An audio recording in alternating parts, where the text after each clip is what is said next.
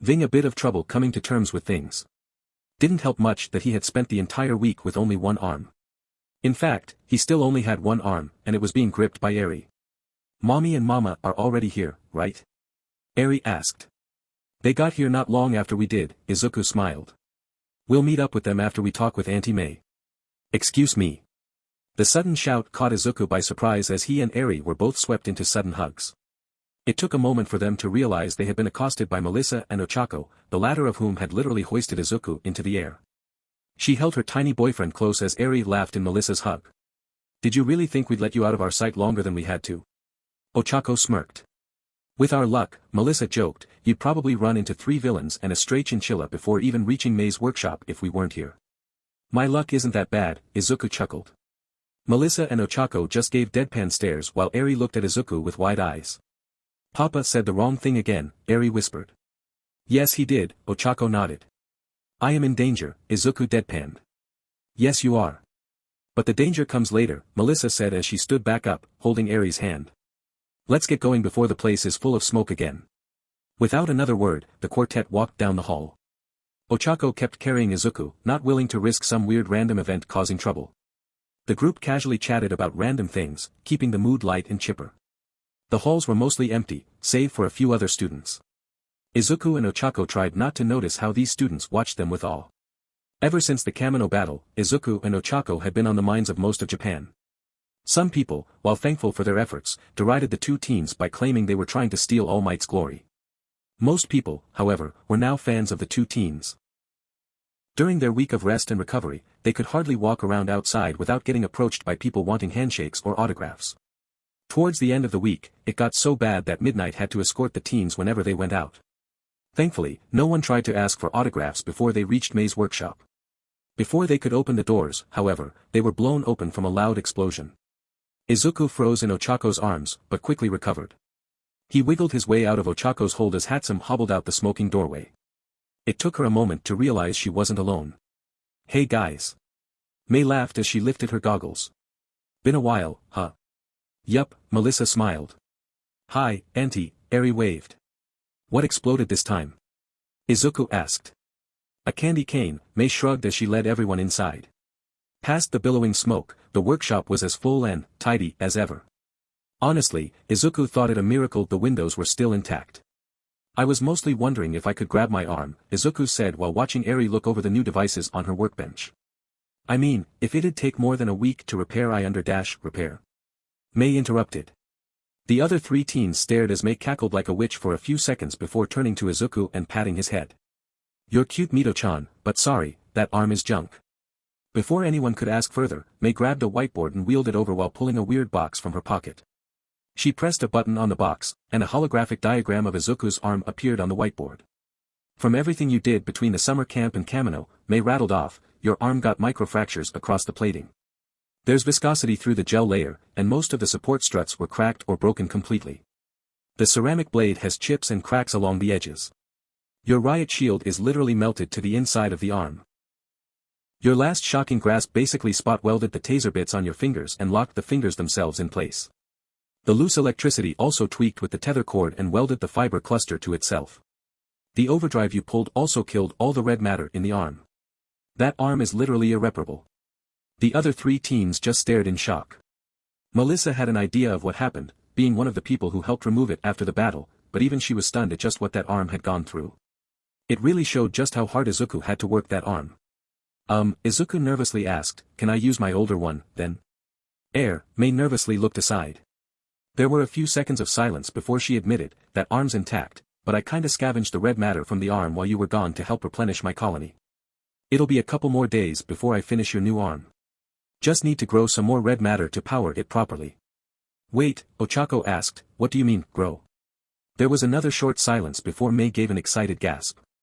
Mel and I haven't shown you all, have we? The inventor gleefully squeaked before rushing behind some shelves. As clanging metal was heard through the workshop, Izuku turned to Melissa. Do you know what she's talking about? I'm sorry, Melissa replied, I thought she would have told you about it earlier, since she's here we are. May cheered as she emerged from the shelves. In her arms was a glass cylinder the size of a large pickle jar.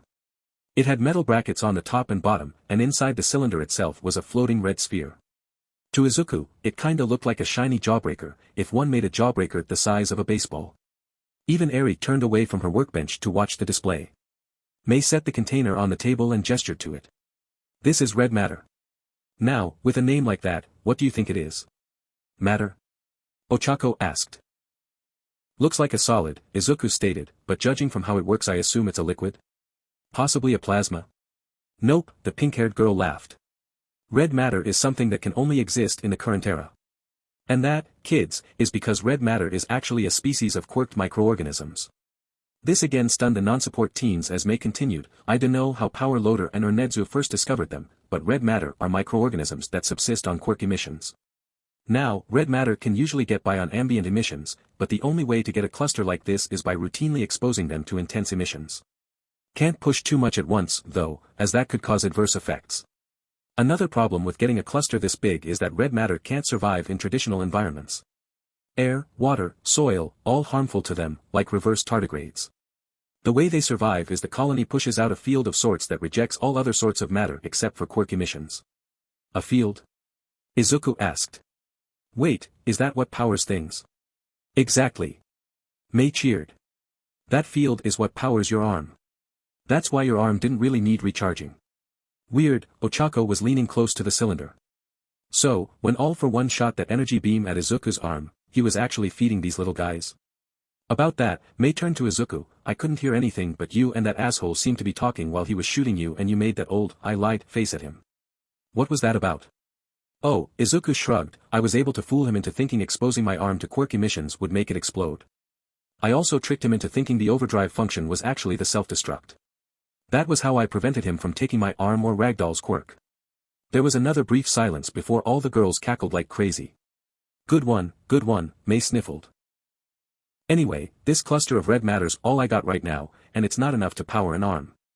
Give it a few more days and it'll be big enough that I can extract some for an arm and still have enough left over for a sustainable colony. Until then, Mei gestured to another table, showing an old and familiar device. Oh, my desk. And that's the last of M. Namuri announced as she pulled a tray of biscuits from the oven. You sure they aren't burned this time? Inko giggled as she closed the curtains. Oh hush, Midnight grinned. The kids'll be here soon, right? Yup. Midnight nodded her approval and looked around the room. Normally the teachers for each class would live in the dorms with their students. However, due to the circumstances surrounding the growing Midoriya clan, their family had been granted an on-campus house large enough for their family with a few extra guest rooms. It had taken them a few days to empty the apartment, but everything had been moved in earlier that day. It was agreed that the kids would spend most nights in their dorms, but could come here a couple times a week. Including tonight. We're here. Izuku called out as he stepped in the front door with everyone else. This wasn't the first time the kids were in the house, but it was their first time seeing it furnished, so they were looking around when the adults emerged from the kitchen. They smiled and ushered the teens and Eri to the dining room for their first dinner in their new home. Melissa and Ochako took turns helping Izuku eat, as they had the past week. The dinner-time chatter was happy and casual. It would be 3 more days before school actually started, so there was no talk of heroics or homework. Overall, it was a nice calm dinner after a somewhat exciting day. While the 3 teens took Eri to bed, Inko and Namuri sat on the couch with the lights dimmed. Ever since Midnight's invitation/confession in the hospital, the two had only gotten closer. They knew it would be a while for them both to fully adjust, but they had each other to help out. You sure you dropped it around here? Tabata asked. Positive, Yoshio replied. I know I had it before I walked by this shed. The 2 students of Class 1C were outside late into the evening. They were frantically looking around the ground outside a small storage shed close to the 1C dorms, their flashlights illuminating things in the fading light. Why can't we find it? Tabata asked. It's not like there's any bushes it could have fallen under. And the trees are too high, Yoshio groaned. Can't believe I dropped it. That keychain was exclusive to that convention. Fewer than 1,000 ever made. I know. I'm the one who got it for you. Both teens stopped hollering when they heard the door of the shed open. They turned and saw Oscar Mauskowitz stagger out. His face was unusually pink, his clothes were kind of messy and he had a dreamy smile. Are you okay? Tabata asked. You look a little ruffled. I'm fine, Oscar nodded his head. Anyway, don't go in there. Why not? Yoshio asked, his curiosity overpowering his desire to find that keychain. Just trust me, do not go in there. That was all the mouse boy said before slowly hobbling to the 1C dorms. Both of the taller teens watched him go, making sure he didn't tip over or anything. You're weirded out too, right? I remember he did ask to keep his cooking ingredients in this shed. Yoshio straightened his glasses. Maybe he figured out a new recipe and Yoshio's ruminations ceased when the shed door opened again. This time, Yoshio and Tabata watched as Maria Draconis sauntered out. She was straightening her tie and had a smile on her face as well. She had moved to button her cuffs before she noticed the two boys. Good evening, the taller girl bowed her head. Hi, Tabata managed to reply. May I ask what you two are doing out here after sunset? Maria asked. Yoshio cleared his throat before giving a response. I committed an error around here earlier and dropped a possession of mine. A small gold keychain of oh you mean this? Maria reached into her shirt pocket and pulled out a keychain with a small gold anime figure. She smiled as she dropped it into Yoshio's hands. I found that earlier. Be a bit more careful in the future, kid. She gave another smile to her underclassmen before turning and walking away. Well, that was polite of her, Yoshio grinned as he pocketed his possession. Wait a minute, Tabata announced. Oscar came out of this shed looking flustered and disheveled. A minute later, Maria stepped out of the same shed while fixing her clothes and smiling like the hawk that caught the rabbit. You don't think both teens stopped as the shed door opened for a third time. This time, Yayorozu Momo stepped out. She was fixing her clothes as well, and bore a wide smile on her face. Like Maria before her, it took her a moment to notice the Gen Ed boys looking at her.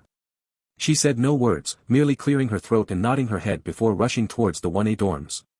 In a matter of seconds, the two boys were alone again. Oh my god, both boys exclaimed. I honestly never considered the possibility of such an occurrence. Yoshio shakily straightened his glasses again. No one would believe us if we tried. Tabata yelled. Why you know what? His friend asked. We found my keychain, everything's good, let's just head back to the dorms. Agreed. We saw nothing, we heard nothing. Let's go and break dance on the roof or something. Both teens rushed back to their own dorms, vowing never to utter a word about what they had learned. Chapter end notes. Okay, I know you got a lot of questions, so let me answer a few. I know I said I'd wait a few months, but truth is writing this FIC is something I greatly enjoy. Like, even during that short break I brainstormed so much for it. Got a lot of plot twists and stuff I want to throw at you all. As for the friend I mentioned last time, we spoke a bit and while the separation still hurt, especially with how it happened, it is highly likely we will reconcile in the future. So I have decided to press forward, to keep going until it is done. On top of that, I'd like to give a special thanks to the people who gave me words of encouragement in the filler I dropped here last month. I forgot to screenshot the comments before deleting the chapter, but I did record all the names, so I will list them all here. Golden Giant 8 Jasich 2118 Robot Dr. Busycat P3 RC4 Ruby Voras Evelyn Rose 33284 Prometheus Dark Master _DK Arcade Gaming Jazolf MRU 911 Gear Sky Rusty _Thebonite Taurus Kaiju Zentai Blue Jay 49 Dragonman 0007 Dragonfire AJ _Lexi Megaman 1549 Harkle _2 Jowl Socket 10 Sleep 04 I didn't leave them as links because how to do that, I am old. Thank you for your words, all of you. You really helped me out. Next time on Type 2 Hero, Ochako and her class practice super moves, and we learn a piece of news that will affect so much. Adjustment and open chapter notes saying it now, this chapter is a lackluster one in my opinion. Reason being this is one of those chapters where I never got to really finalize how things went in it. I had the previous chapter planned out, and got the next one planned out, but there were a few things that needed to take place between the two, so that's what this chapter is for. In any case, I do hope you like this. See the end of the chapter for more notes. As is normal for planet Earth, the summer sun rose too early for most people to appreciate. Unfortunately for the hero students of UA, they were required to be up this early. Only the support course students were up this early, too. Uraraka could faintly hear an explosion from May's workshop as she and the rest of 1A made their way to the training fields. Since their 2-week training camp ended after the first week, they would probably spend the next week practicing their quirks at UA. This would also be the first time she'd seen All Might since Kamino Ward. They hadn't even been able to talk over the phone since that fight, and she was wondering how he was doing. Although her curiosity about him was equally mirrored by her happiness toward a pair of classmates. So what did you think of that video I lent you? Mina giggled to Ida, who was walking beside her. It was incredible. Ida smiled back. I had no idea America hosted a sports competition strictly for people with mutation quirks. All of it was really good, but I was most impressed by Bolt Jenkins. I never thought I'd see an alligator jump over 20 meters high. And that 100-meter dash. I would give quite a bit to test my own abilities against him. I know, right? Too bad he retired a few years back. Uraraka giggled at the chatter between Ida and Ishido. After the Hosu incident, Ida had been withdrawn and quiet. Ochako had legitimately been worried the incident had traumatized him. However, ever since the midterms, where Ida and Ishido had been paired again All Might, it felt like he was slowly returning to his former self. And she was certain that Pink Girl was the reason why. After a few more minutes, the class assembled on the training field. In front of them were Aizawa, Ectoplasm and All Might. The teachers looked at each other and nodded before Aizawa stepped forward. All right, the teacher droned. You all remember how you were practicing your quirks during the summer camp before it was attacked, right? Well, you'll be spending the next week doing that here on campus. Knew it, Jairu mumbled. On top of that, Ectoplasm declared, you'll also be working on super moves. Now, who can tell me what a super move is? Several students raised their hands, and Ectoplasm gestured to Todoroki. A super move is a hero's signature move, the icy hot boy explained. It's a strong technique devised to utilize our quirks to their fullest. It could be a technique that can be used repeatedly in combat like Ida's Recipro Burst, or a fight-ending attack like my old Glacial Strike. Correct, the masked teacher nodded appreciatively. Due to all your work with Scouter, I know many of you have already developed things similar to super moves. So what you will be doing with those is working on either strengthening those moves, or streamlining them so you can use them faster or more often. I will be here to make clones in case you wish to test your moves against a person. Eraserhead will be here to negate your quirks in case you lose control. What about All Might? Sato asked. Will he be providing help too? Yes, but not the sort you think, Eraserhead shrugged before looking at All Might. The huge hero gave a solemn nod and stepped forward. Ochako had an idea what was coming, and was proven right when All Might was suddenly obscured by a wave of steam. Her classmates gave shouts of surprise, and shouted again when the steam cleared, revealing the withered All Might. Dude, you got skinny. Kaminari screamed. Yes, All Might sheepishly admitted. What happened? Shiozaki asked. You just, well, deflated. His fight against the villain in Kamino Ward injured him more than most people realize, Ectoplasm explained. While I cannot go into detail about the specifics of his quirk, I am allowed to say that this is what All Might really looks like, and will be looking like this for the rest of his time teaching UA. He cannot perform actual hero work. I can, however, provide advice, Yagi nodded. As I've been at this a while, and have seen multiple kinds of super moves and such, I can provide pointers for students who might be struggling. I will also be talking to each of you one-on-one, to help you avoid any feelings of embarrassment should you feel as such discussing your techniques around your fellow students. Alright, Eraserhead called out, start working kids. I'll be over here to keep an eye on everyone. He jumped up a nearby pillar, leaving the class alone with Ectoplasm and D. All Might.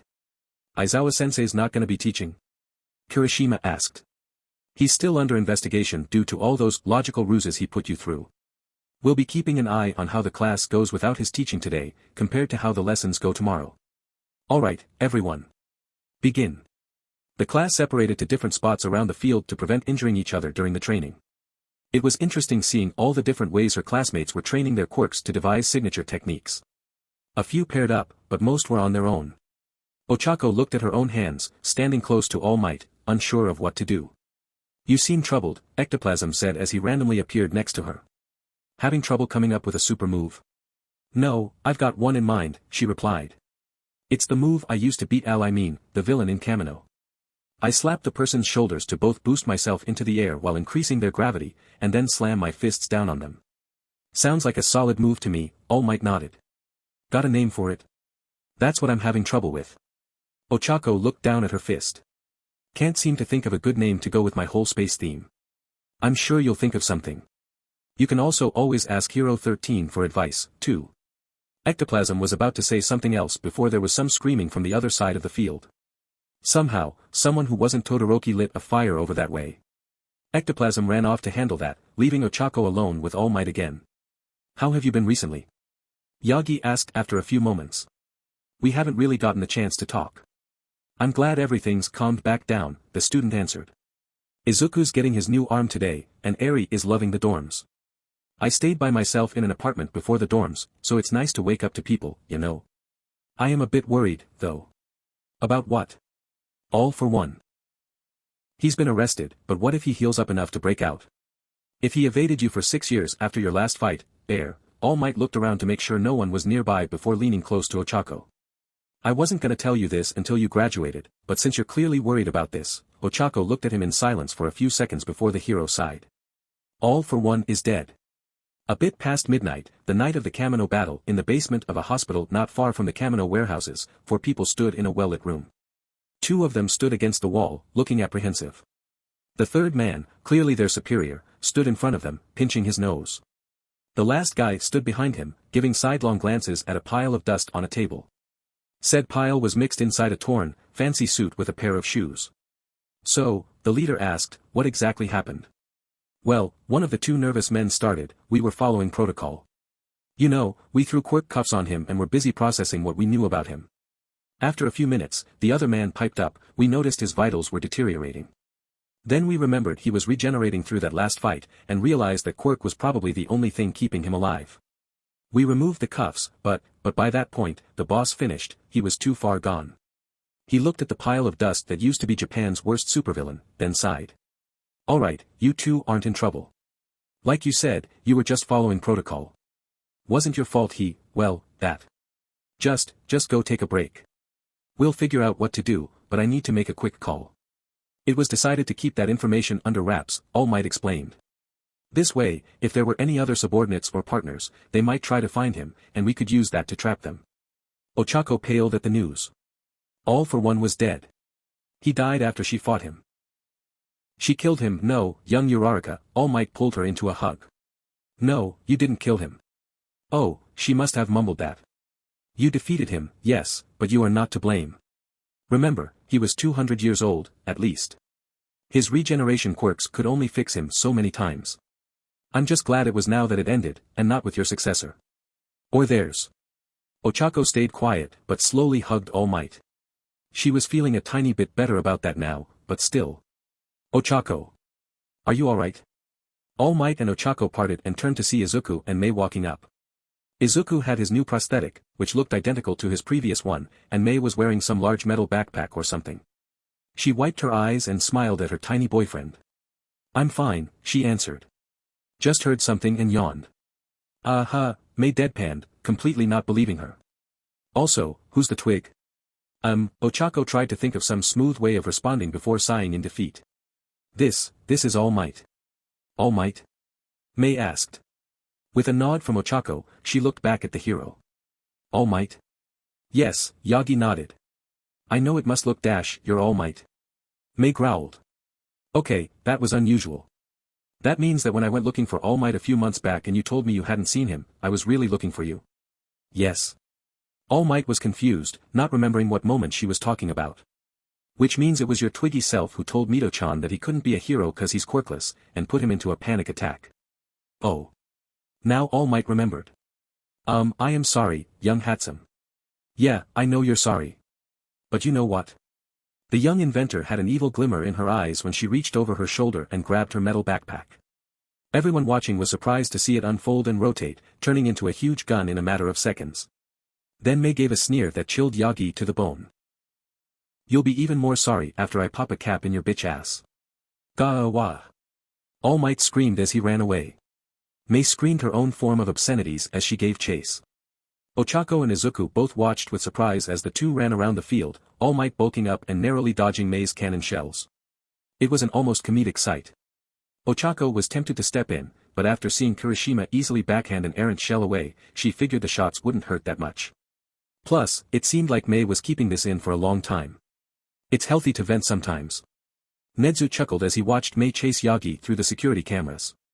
He could still stay bulky for a while, so Nedzu wasn't too worried about Mei hurting him. Plus, he knew it was loaded with non-lethal rounds. Turning his attention away from the cameras, and ignoring All Might's shouts, Nedzu looked back at the papers in front of him. All reports of major villain incidents since the start of the school year. The USJ incident, the Battle of Hosu, the summer camp attack, and finally the Kamino raid. With the exception of the summer camp, Midoriya's class had been greatly helpful in every major incident. Those 1C students with heroic intent acted appropriately, while the others still acted in upstanding ways. With these reports in hand, maybe Midnight's idea for her class wouldn't be too bad. Before he could do anything else, though, there was a knock on his door. He pressed the button on his desk to open the door, and was surprised to see Melissa and Eri walk in. Eri had her hands behind her back. Ah, hello girls. What can I help you with? Eri wanted to give you something, Melissa smiled before gently patting the younger girl's shoulder. Eri fidgeted a bit before walking up to Nezu's desk. After a few more seconds, she bowed her head and held out her hands. Sitting on her palm was a small statue that looked to be made from scrap metal. It was not the best creation, and looked like it would fall apart if it fell more than a few inches. However, its shape was quite distinctive. Is this me? The principal asked. I made it for you, Eri said. Nezu gave a glance at Melissa, who smiled back. I did the welding while she held the parts in place, the inventor replied. She wanted to make a thank you for saving Izuku. We made some for Midnight and All Might, too. And you felt it safe to let a 6-year-old near a welder? Hey, I was using a cutting torch when I was 5. Your father is also David Shield, and your family is insane. Nezu gave Eri a wide smile and gently pet her head. I love it, Eri. Thank you. The little girl beamed and rushed back to Melissa, who picked her up. Was there anything else? No, she just wanted to get that to you, Melissa replied. With that remark, she bowed her head a bit before leaving the office. When the door closed, Nezu looked back at the scrap statue of him. Eri must have worked hard to make sure everything looked right on this thing. With the sort of soft smile few ever saw, Nezu cleared a spot on his desk and set the figurine down. It was perfect. Back on the training field, after Izuku dragged an angry Mei away, Ochako was practicing with her quirks. Since she already had her super move, she was more focused on practicing with her black whip. She had been able to call on it 3 times in the past, but 2 of those times weren't really under her control. She wanted to learn to conjure it at will, and then figure out how to incorporate it into her own fighting style. She didn't think she could work it into her super move, but everything else. She closed her eyes and focused. The predecessor who had it said it was controlled by desire. Wanting to create the tendrils didn't seem to work. Maybe wanting the tendrils to do something would work. Ochako opened her eyes and glanced around. She saw some loose debris from Sato punching rocks. Holding out her hand, Ochako wanted the tendrils to bring her one of the rocks. She felt an itch in her hand. She wanted that rock over here. The itch got a bit stronger. She focused on the rock and really wanted it over here. Now her fingers twitched. She was craving that mineral. Suddenly the tendrils formed, shot out and grabbed the rock. She smiled as the tendril shot back with the rock. It was coming pretty fast, too. Conk. Next thing Ochako knew, she was floating in a black expanse and hearing someone roaring with laughter behind her. Wait, she knew this space. This was the space she met Danjuro before. But that was not a man's voice laughing behind her. With a bit of effort, she managed to turn herself around. Floating in the void behind her was a tallish woman. The woman wore a dark blue leotard with yellow gloves and a magnificent white cape. Of the most interest to Ochako, however, was her dark green hair in a very familiar style. She looked familiar, but Ochako was having trouble placing her. You got yourself, she laughed. You got yourself good. Ha ha ha. I knocked myself out. Ochako asked. With black whip, the woman replied. A good effort, though. Just gotta watch your aim, hun. The woman smiled and floated over, gently petting Ochako's head. Anyway, this works out 'cause I wanted to talk with you. Much obliged, Ochako groaned at the embarrassment. She knocked herself out cold with a rock. She was never gonna live this down. Hey, cheer up, the woman smiled. You and Izuku did something none of us were able to. You defeated All for One. All of us in here are so relieved that it's finally over. Wait, you're Shimura Nana, aren't you? Ochako asked, finally recognizing her from the one photo All Might showed her ages ago. The one who wanted me to punch All Might, and Izuku's grandmother, she smiled. Yeah, we got the same hair. Anyway, 2 things. First, I wanted to say thank you for finishing it. We know you feel bad he died after the fight, but him dying could very well have been the only way for it to end. It's regretful, but that's how it is. Gonna haunt me forever. Wait, now that he's gone, are you going to leave? Not quite yet, sweetie. The reason for One for All's existence might be gone, but we'll be here so long as One for All is. That's the other thing I wanted to talk about. Even though he's gone, you'll still unlock all the other quirks inside of it as time goes on. You might like my quirk a lot. We look forward to seeing how you use them. I promise to do my best, the brunette teen said without hesitation. Nana smiled and ruffled Ochako's hair again.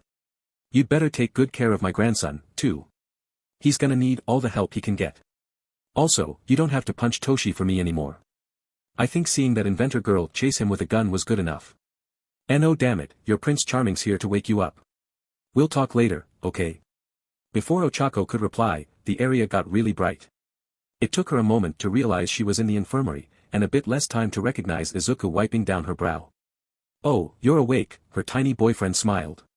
You worried everyone when you knocked yourself out. Recovery girl will be here in a minute. How are you feeling? Like I have a lot to think about. And she did. Hearing a few of the things Nana mentioned, there was something else she needed to think over. Chapter end notes. Okay, I know I said the All Might bashing was over, but after watching that funny Sonic video with top 10 reasons why I'm sorry, I knew I wanted May to do something similar. Sorry, this chapter was mostly dialogue. Like I said, lackluster. Next chapter will have some excitement, and will be the last chapter before the provisionals. See ya then. Open and resolve chapter summary. The last Shounen training montage of the FIC chapter notes. Howdy folks. Welcome back to the FIC. As the summary up there says, this chapter is pretty much the last Shounen training montage of the FIC. Got a couple weeks to cover before the provisionals, and we're going through them fast. Also got a few things that need covering, and the chapter ends on a bomb. Enjoy. See the end of the chapter for more notes. The Class 1C dorms were abuzz with activity. Most of the students were busy in the common room, either studying or playing a game on the television. Todoroki was with them, just enjoying the atmosphere with his girlfriend. In the kitchen, Tabata and Izuku were making the class dinner. Heard you were caught in some excitement earlier. The brunette smiled at her shorter classmate. What happened? May chased All Might with an anti-material rifle, Izuku replied.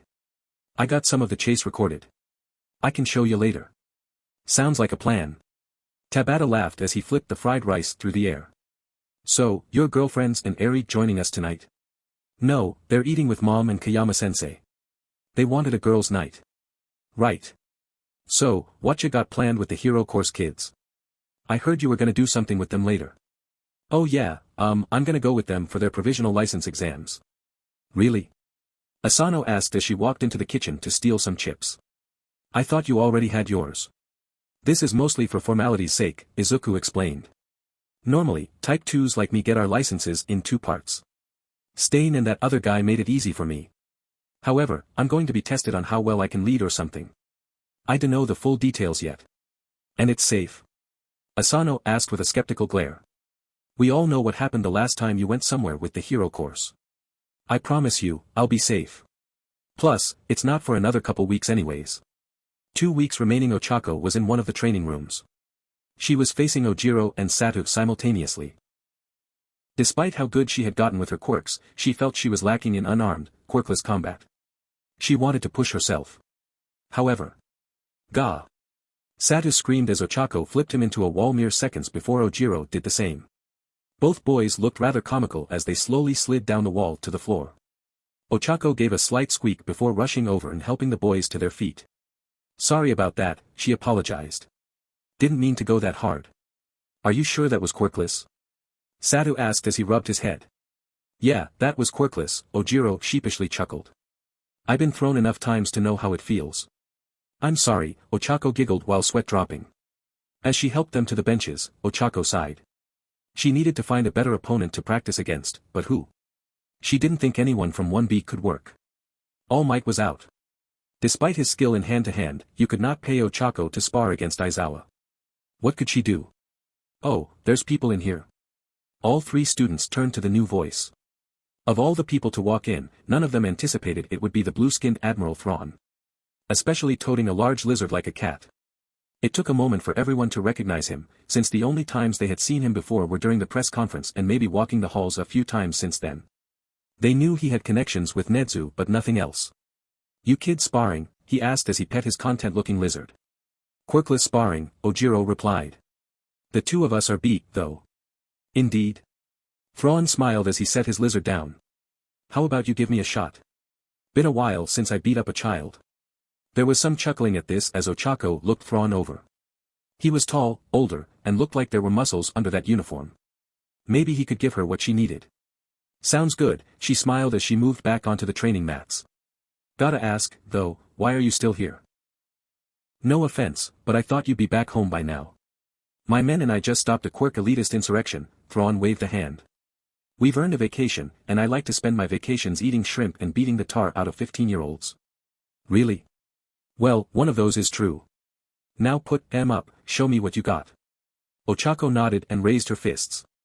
For a few seconds, nothing happened. Then Ochako was a brunette blur, thrusting her fist at Thrawn's face. To her surprise, the blue man simply leaned aside and slammed his fist in her gut. As much as it hurt, which was surprisingly a lot, the pain was mitigated by Thrawn's groan as he pulled his fist away and shook it a bit. Ojiro and Satu both knew punching Ochako in the gut was like punching a brick wall. Ochako moved to deliver a roundhouse kick, but was stopped when Thrawn decked her in the face. Before she could recover from that, Thrawn punched her 2 more times before sending her sprawling from an uppercut. Ojiro and Satu's jaws collectively hit the floor. The two of them combined had barely been able to land a single punch on her, and yet Thrawn had sent her to the floor. Ochako groaned, but was smiling as she got back to her feet. Okay, that's what I'm talking about. Before we continue, Thrawn smiled, do you notice anything different?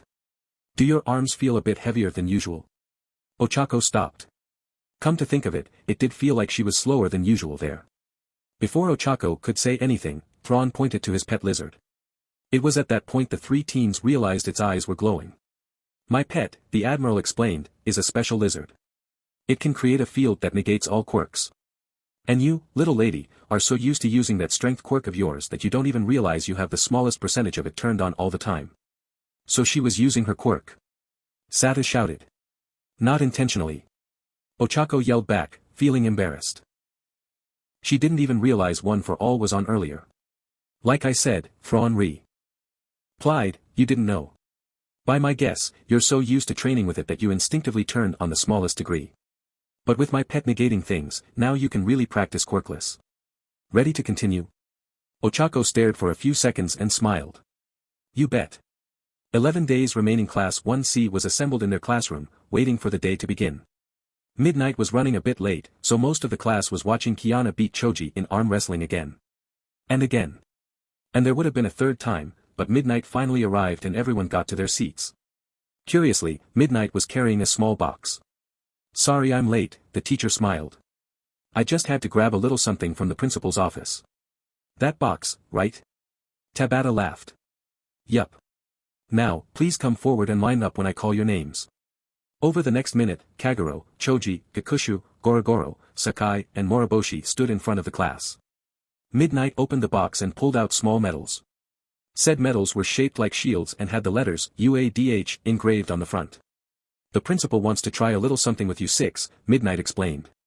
Ever since the school year began, you kids have, time and again, been involved in the main occurrences despite not being hero course.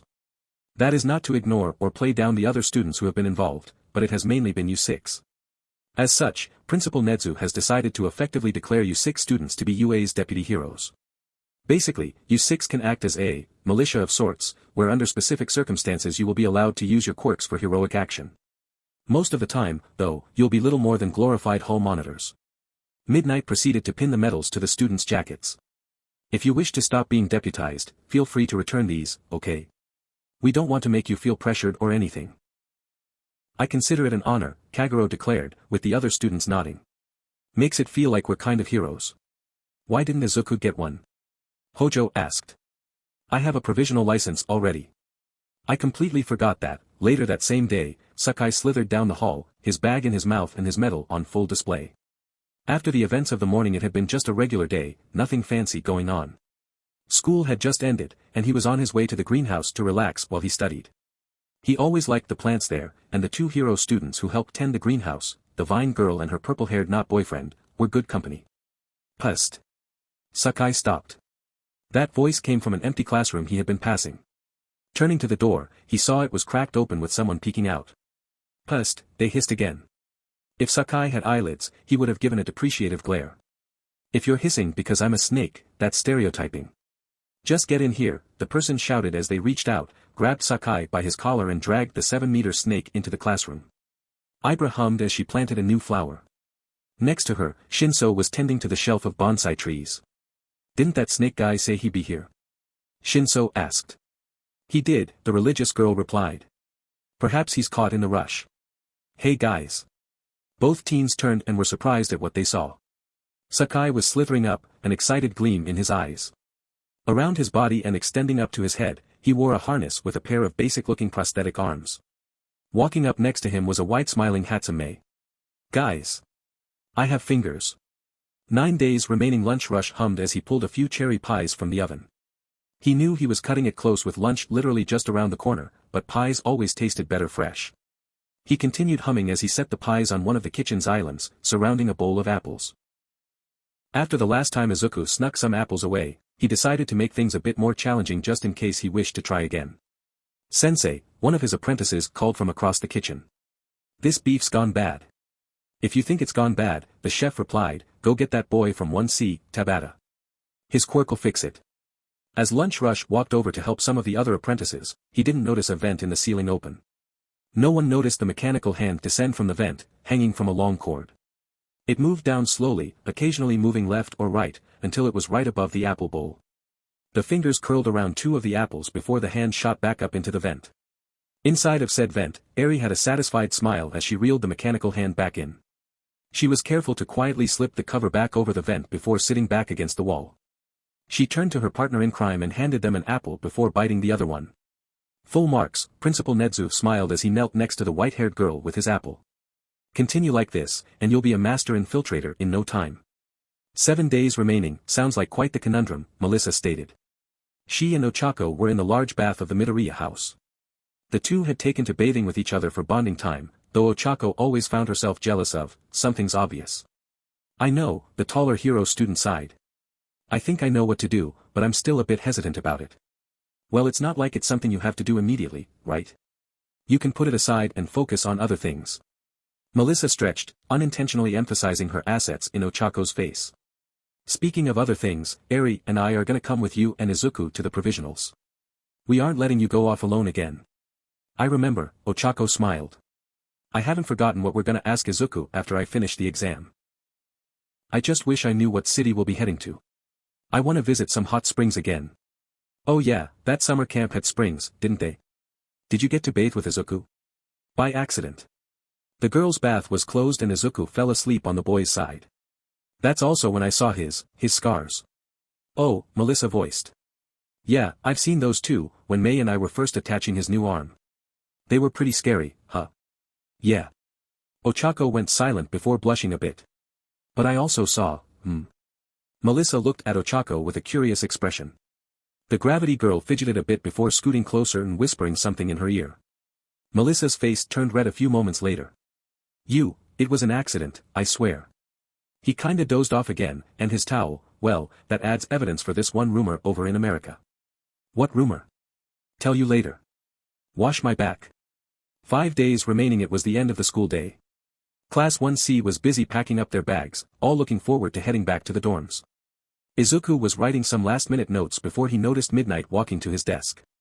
"Think you could stick around a few more minutes, sweetie?" she asked. "There's someone who wants to meet you."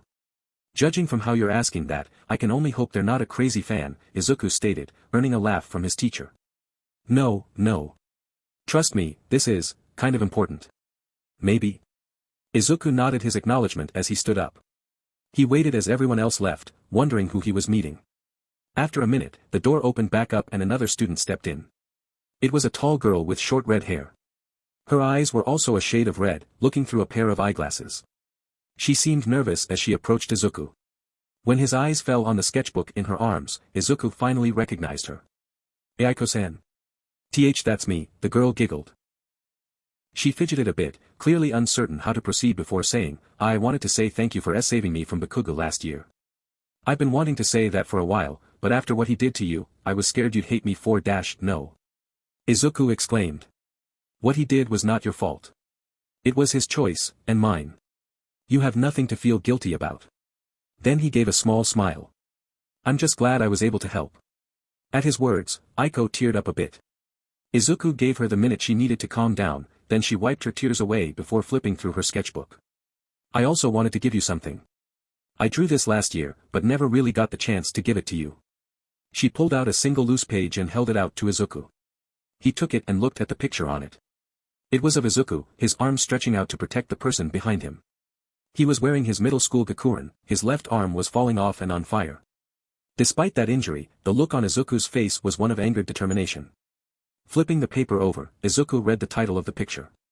"My hero, I wanted to give that to you last year, but I couldn't find you," Aiko explained. I know what happened back then was probably, no, definitely a lot more painful, but I wanted you to know that, on that day, you were my hero. And you'll always be one to me. Now it was Izuku's turn to tear up a bit. He carefully slipped the paper into his notebook, thankful his book was big enough to hold it. I'll treasure it always. Thank you.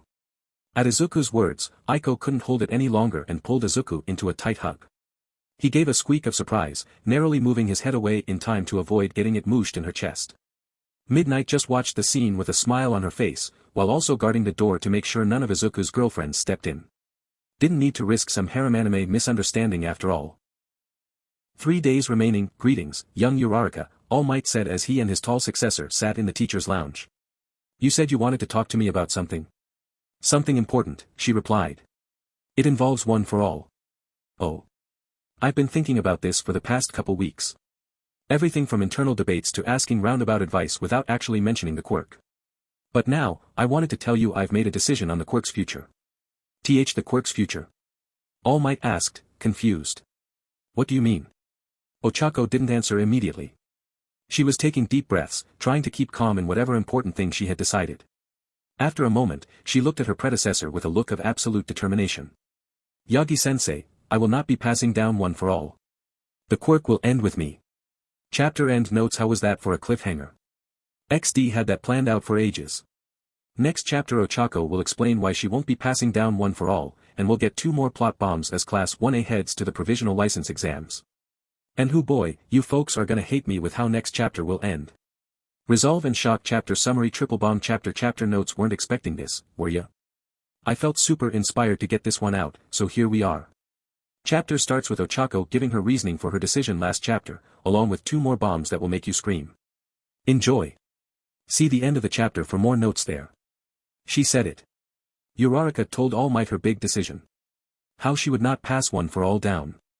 Now the two of them were in awkward silence while All Might processed what he just heard. I'm sorry, what? All Might said after close to a full minute.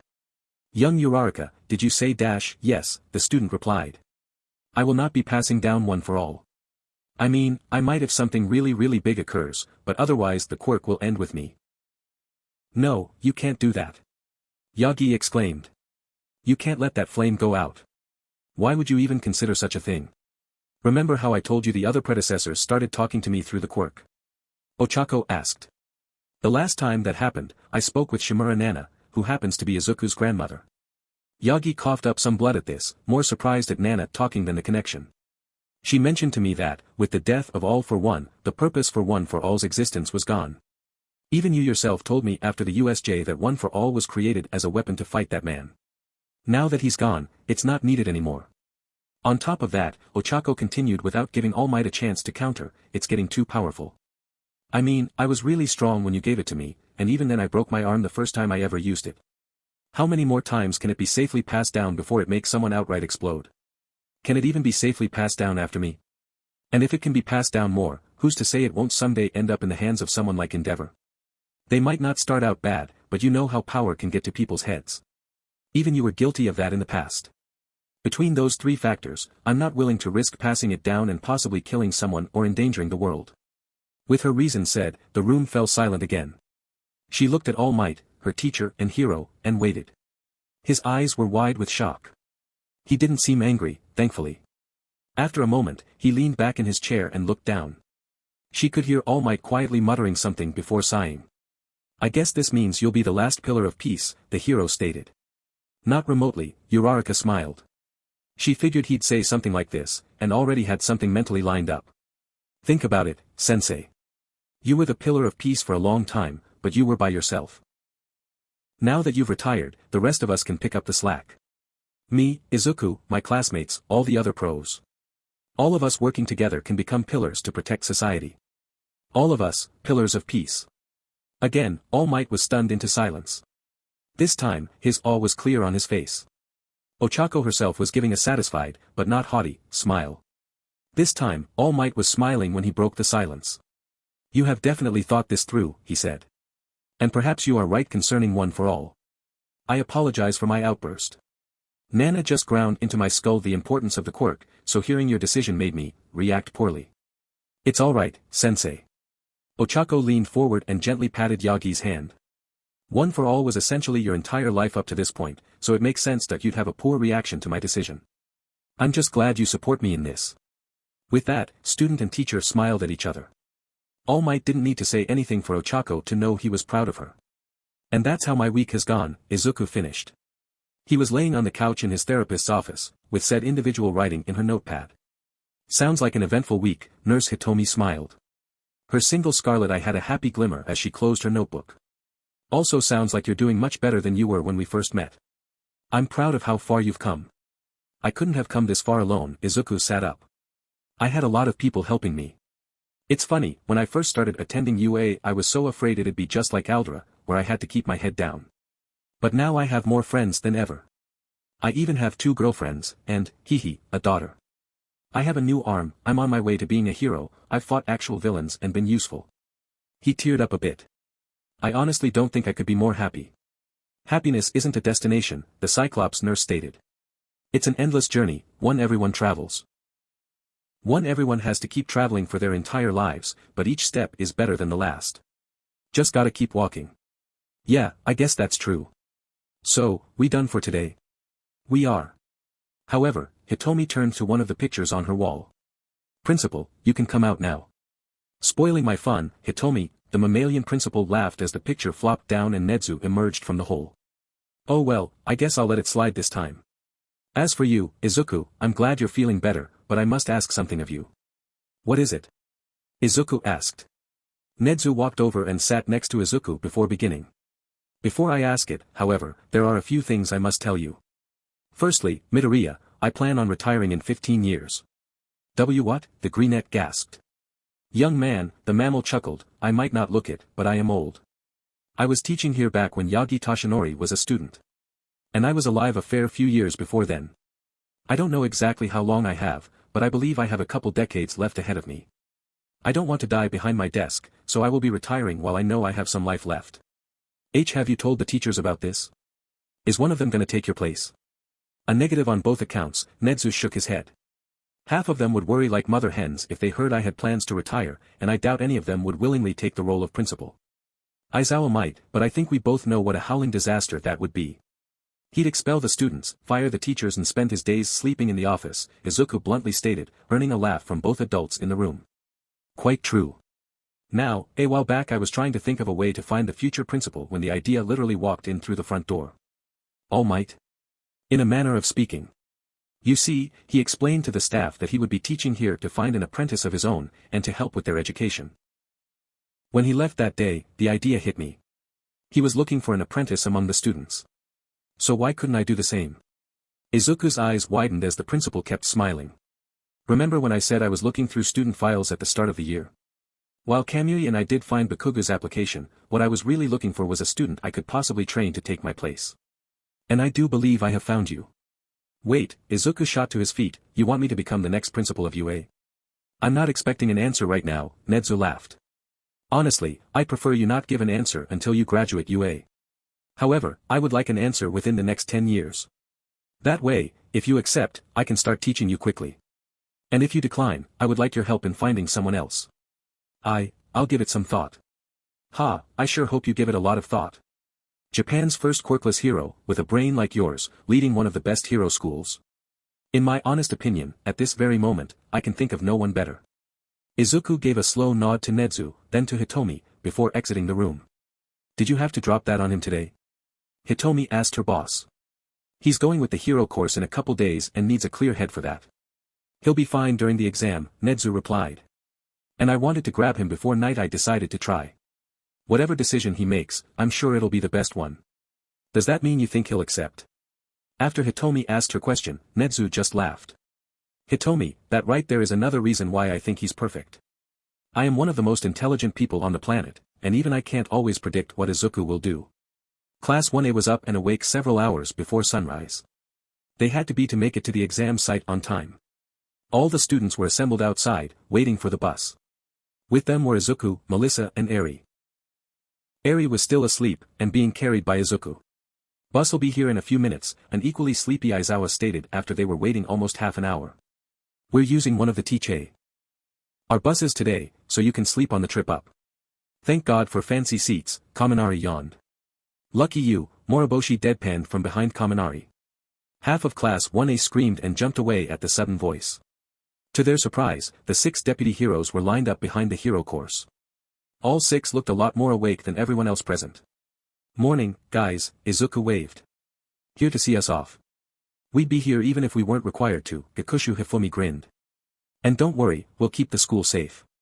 You guys bring Midoriya-kun back safe this time, you hear?" Kagero Kiana glowered at Class 1A. "Don't need you losing our classmate for a second time in a month. Or else we'll kick your butts along with the villains." Gorogoro Mamoru laughed. "Well, they will," Sakai gestured with his new arms. "I'm still learning how to punch." Instead of speaking, Choji Ryanosuke made some growling yodel noise. "But seriously," Moriboshi Ayam stated, "you bring Izuku back safe this time, you hear? None of us want to plan another rescue mission anytime soon." "Kids," Aizawa droned, "there's gonna be over 100 hero students there, along with literally dozens of pros. Anyone who attacks the exam site would be suicidally stupid. Didn't you say something similar about the camp?" Izuku asked. "No." Before the conversation could continue, the bus finally pulled up. The 6 deputies all saluted, including Sakai, as the hero students clambered aboard.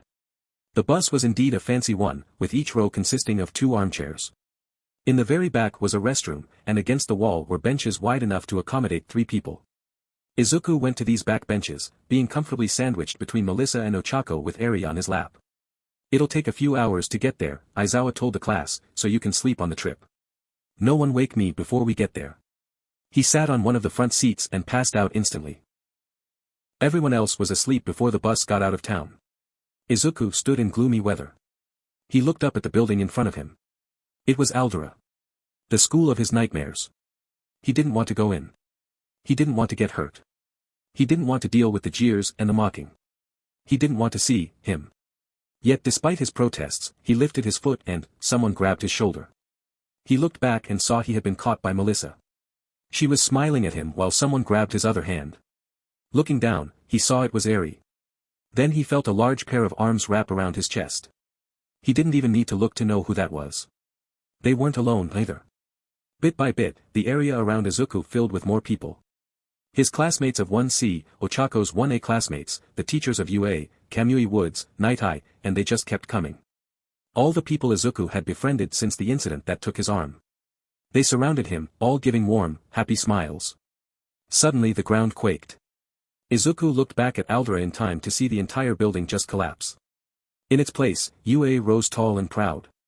As the building literally grew from the ground, the sky cleared and the air turned warm. "You've earned it, young man," Nedzu whispered into his ear. "You are not worthless. Wakey wakey." Izuku gave a snort as he jerked awake. He was still between the girls, but the bus wasn't moving. He looked out the window and saw the sun was up. They were stopped in a huge parking lot full of kids. "We there?" he drowsily asked. "Yup." Ochako nodded with Eri on her lap. "It's just about 9. Aizawa-sensei needs you inside for something. Everyone else is mingling outside." Izuku nodded back and stood up. He would never know how close Melissa came to tickling him as he stretched. In a moment, the quartet was off the bus. Izuku looked around at everyone. So many hero students. It was honestly pretty cool. Assassination. Izuku squawked as someone grabbed him from behind. Or at least tried to, as Izuku slid out of the way and drew his armed sword while Ochako pulled Eri behind her. When they turned to look at who tried to grab him, Izuku gave a gasp of disbelief. "Toga. That's me," the fanged ex-villain laughed as she stepped back. She wasn't alone, either. Behind her were Mustard and Dobby. All 3 looked vastly different than when he last met them almost a month ago. Toga was wearing her hair down, Mustard was wearing a simple mask in place of his helmet, revealing he had shimmering red hair, and Dobby looked like he had gotten help with his scars. All 3 were also in matching uniforms and wearing what Izuku recognized as quirk suppression cuffs. "How've you been, Runt?" "I've been good." Izuku smiled. He turned to the girls and gestured to the other trio. "These are the former villains who helped Ragdoll and I after we were abducted. Anyway, what are you guys doing here?" "We're in a villain rehab facility," Mustard replied. "The pro-hero supervising us is one of the proctors for the exam, and since we've been on good behavior we get to come watch instead of stay locked in our rooms." "Which would have been so boring," Toga exclaimed with palpable melodrama as she draped herself over Mustard. "Plus I get to show off my boy toy while we're here." She emphasized this statement by ruffling Mustard's hair, almost knocking his mask off. Don't ask me how those two got together, Dabi shrugged, I dunno either. You participating? Mustard asked Izuku. They shoulda just given you a license for what you did. I already have a provisional, Izuku sheepishly laughed. This is to cover some other stuff. Oh, Midoriya, the teens heard a certain insomniac shout. With me. Oop, the boss calls. See you all later.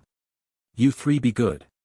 With that, Izuku waved goodbye to the former villains and rushed off to join Aizawa. There was a bit of silence as the three former villains were left with Izuku's girlfriends and daughter.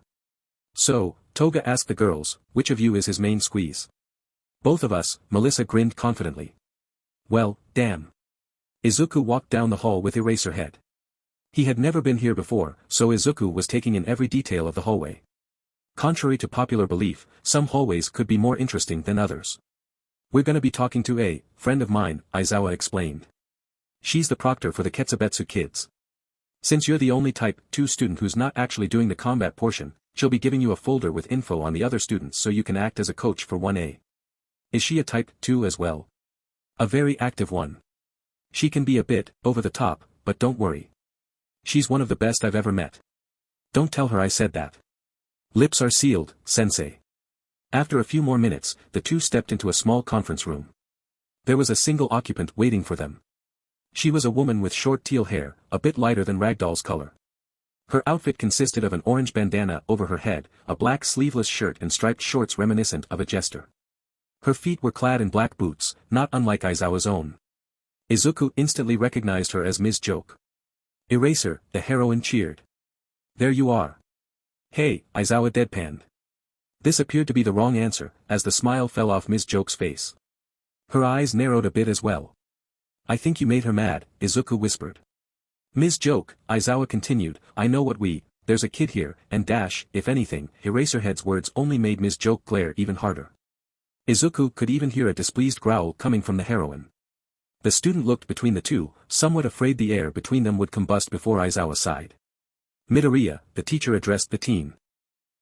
You are about to see me do something that could be considered out of character. You are not to recount this event to anyone else, got it? This is for your own good. Izuku was confused, but slowly nodded. With that affirmation, Aizawa stepped over to Ms. Joke. He stood in front of her for a few moments, before dipping her in a passionate kiss. Izuku did not expect that. Ms. Joke's anger dissipated in the kiss, and her growling turned to pleased humming as she wrapped her arms around the underground hero. They held the kiss for close to 15 seconds before parting. Even then, they kept their positions, with Ms. Joke smiling up at Eraserhead. That's what I was waiting for, she giggled. You've likely scarred a Type 2 student for life because of this, Aizawa smirked. Oh crap, he smirked, the world was gonna die, before pulling Ms. Joke back up. So, those files for the kid? Right here, Ms. Joke teased as she picked them up from the table. My school's on top, followed by Shiketsu, then everyone else. Your star student's got about an hour to talk to everyone before the exam officially begins. He's not technically mine, Aizawa conceded as he took the files. I wish he was, though. Anyway, same wager as last year? You bet, sugar fluff. Should I step outside? Izuku gestured to the door. 'Cause I'm not sure I want to watch a jester make out with a throw rug. That got a laugh out of Ms. Joke. Okay, he's not your student. None of your students could make a joke like that. Wait till you see the rest, Eraserhead patted Ms. Joke's shoulder. See you when things start, Emmy. See ya, shoulda boy. With those parting remarks, Aizawa and Izuku left the conference room. Izuku was definitely more than eager to leave. After they stepped out the door, Aizawa handed the files to Izuku. It was quite the stack. Give those a go-over, the teacher ordered. See what you can do to prep Class 1A for the first event. Izuku nodded and flipped open the Ketsubetsu folder. He read the list he froze. This wasn't possible. After everything he had been through, everything he had learned, he knew that he should not have been seeing this. Sensei, Izuku stammered, what's this? Aizawa, confused, looked at the list of Ketsubetsu student names. Ketsubetsu, Class 2-2 Shindo yo Nakagame Tatami Makabe Shiki Totiki Itajiro, Ketsubetsu, First Year Bakuga Katsuki Chapter End Notes. I did say he would pop up before the end. I said it repeatedly. Not gonna give a summary of what happens next chapter. I got it planned out, but depending on how things go I might wind up splitting it into 2 different chapters, so I don't want to say one thing and wind up giving you another. What I will say, though, is there will be a fair amount of dialogue, another shout-out/joke insert, they'll be obvious, and, well, you'll see when we get there. Till next time. Shock and Awe chapter summary in which there are a lot of words and some fighting chapter notes. Howdy do dear interwebby people. It's a Monday, and I couldn't think of any better way to start the week than by giving you the chapter you've all been wanting since day one. I was thinking of splitting this chapter, but nah. You get a 5,200-word chapter. And please bear with me on the issue with Bakudaush. He will make sense, trust me. Enjoy the catharsis. See the end of the chapter for more notes. Bakugu Katsuki. That was not a name Izuku had heard in a long time. After the attack that took his arm, Izuku hadn't seen Bakugu for the rest of his time at Aldera. Thinking back, he might have bumped into him during the UA entrance exams, but he couldn't remember. He was a bit too morose that day to really retain anything. But now he was looking at the list of students for a hero school, and Bakugu's name was plain as day. What's he doing here? Izuku asked Eraserhead. How did he even get into a hero school? I thought he was blacklisted. There were a few moments of silence before Aizawa spoke up. Bakugu wasn't officially blacklisted. What he received was a red mark from Nedzu. A red mark means he can't submit any applications to any hero schools. He can receive and respond to invitations sent by said schools, however. It's pretty common for smaller schools to invite students who narrowly fail the hero practical from larger schools. What? Izuku asked wide-eyed. Believe me, Aizawa continued, Nedzu wanted to blacklist Bakugu. However, blacklisting a student is a big deal. Big enough that he needs to bring it up during the pre-year meeting with representatives from all other hero schools. He knew some of the smaller schools, such as Mosu Isri, would contest his blacklisting due to his flashy quirk and otherwise clean record. Principal Nedzu didn't want to risk that. Plus, a red mark from him is pretty much as good as a blacklist. Okay, but why did Ketsubetsu invite Bakugu to their course? That, Aizawa thought for a bit. I have an idea why, but I am actually legally prohibited from talking about it. If you meet Ms. Joke before we leave you can ask her. Otherwise, I'll let you talk to her during our weekly phone call. Fine, Izuku sighed as he followed Aizawa down the hall. Wait, you call Ms. Joke every week? Tell no one. Sir, no one would believe me if I tried. Uraraka was sitting with the rest of her class in one of the side rooms. They still had about a half hour before the exam began, and everyone was wearing their hero outfits. They were also wearing weird badges on their chests. These badges were small and silver, shaped like shields and with their names, schools and classes engraved on the front. Strangely, Momo and Shudo's badges were larger and shaped like crowns. Clearly some gimmick for the first test. Uraraka fidgeted with her badge while looking at her classmates. On one hand, things were tense with how important this exam was to everyone. On the other hand, their class had fought for their lives multiple times in the past. An exam that was less than life-threatening didn't seem too scary in comparison to fighting a horde of Nomu. Then again, none of them even knew the full scope of the exam. They could only hope they were ready. Suddenly the door opened. Everyone turned and saw Izuku stepping into the room, carrying a few folders. He walked past everyone, to the table in the middle of the room. Setting down the folders, he turned to Class 1A. Alright, everyone, start listening, he declared. As what is currently UA's only Type 2 hero student, I'm gonna be your acting coach for the provisional license exams. And with that excuse me, a voice called from the door. Everyone turned again and saw a fairly tall girl peering in. At least, she would be peering if she were not wearing a black blindfold. She had short white hair, a stark contrast to the long-sleeved black coat and miniskirt she was wearing. She also wore jet black thigh-high boots, with a white odachi floating behind her back. Can we help you? Izuku asked. The girl continued, this is UA's Class 1A, right? I'm Yoraha Kyoko, from UA Class 2B. My class president sent me over to ask if we could possibly collaborate. As we're from the same school, she suggested we try working together instead of compete against each other. Why is there a second UA class here? Kirishima asked. These exams are normally restricted to second years, Izuku explained. The only reasons we're here as first years is due to your class reputation and All Might's retirement. As a result, it was certain that one of our classes would be on the field the same time as Class 2B. What about 2A? Ashido asked. Aizawa expelled them all on the first day of school last year. Anyway, the verdict for her question is up to you guys. You're the ones going out. The rest of the class turned to Momo, being their class president, and the tall girl nodded. Let's work together on this. So you're finally lightening up on your so-called logical ruses, huh? Ms. Joke asked as she and Eraserhead walked down the hall to the viewing booth. I told you those would get you in trouble eventually. I was informed I might have gone overkill a few times, the underground hero groaned.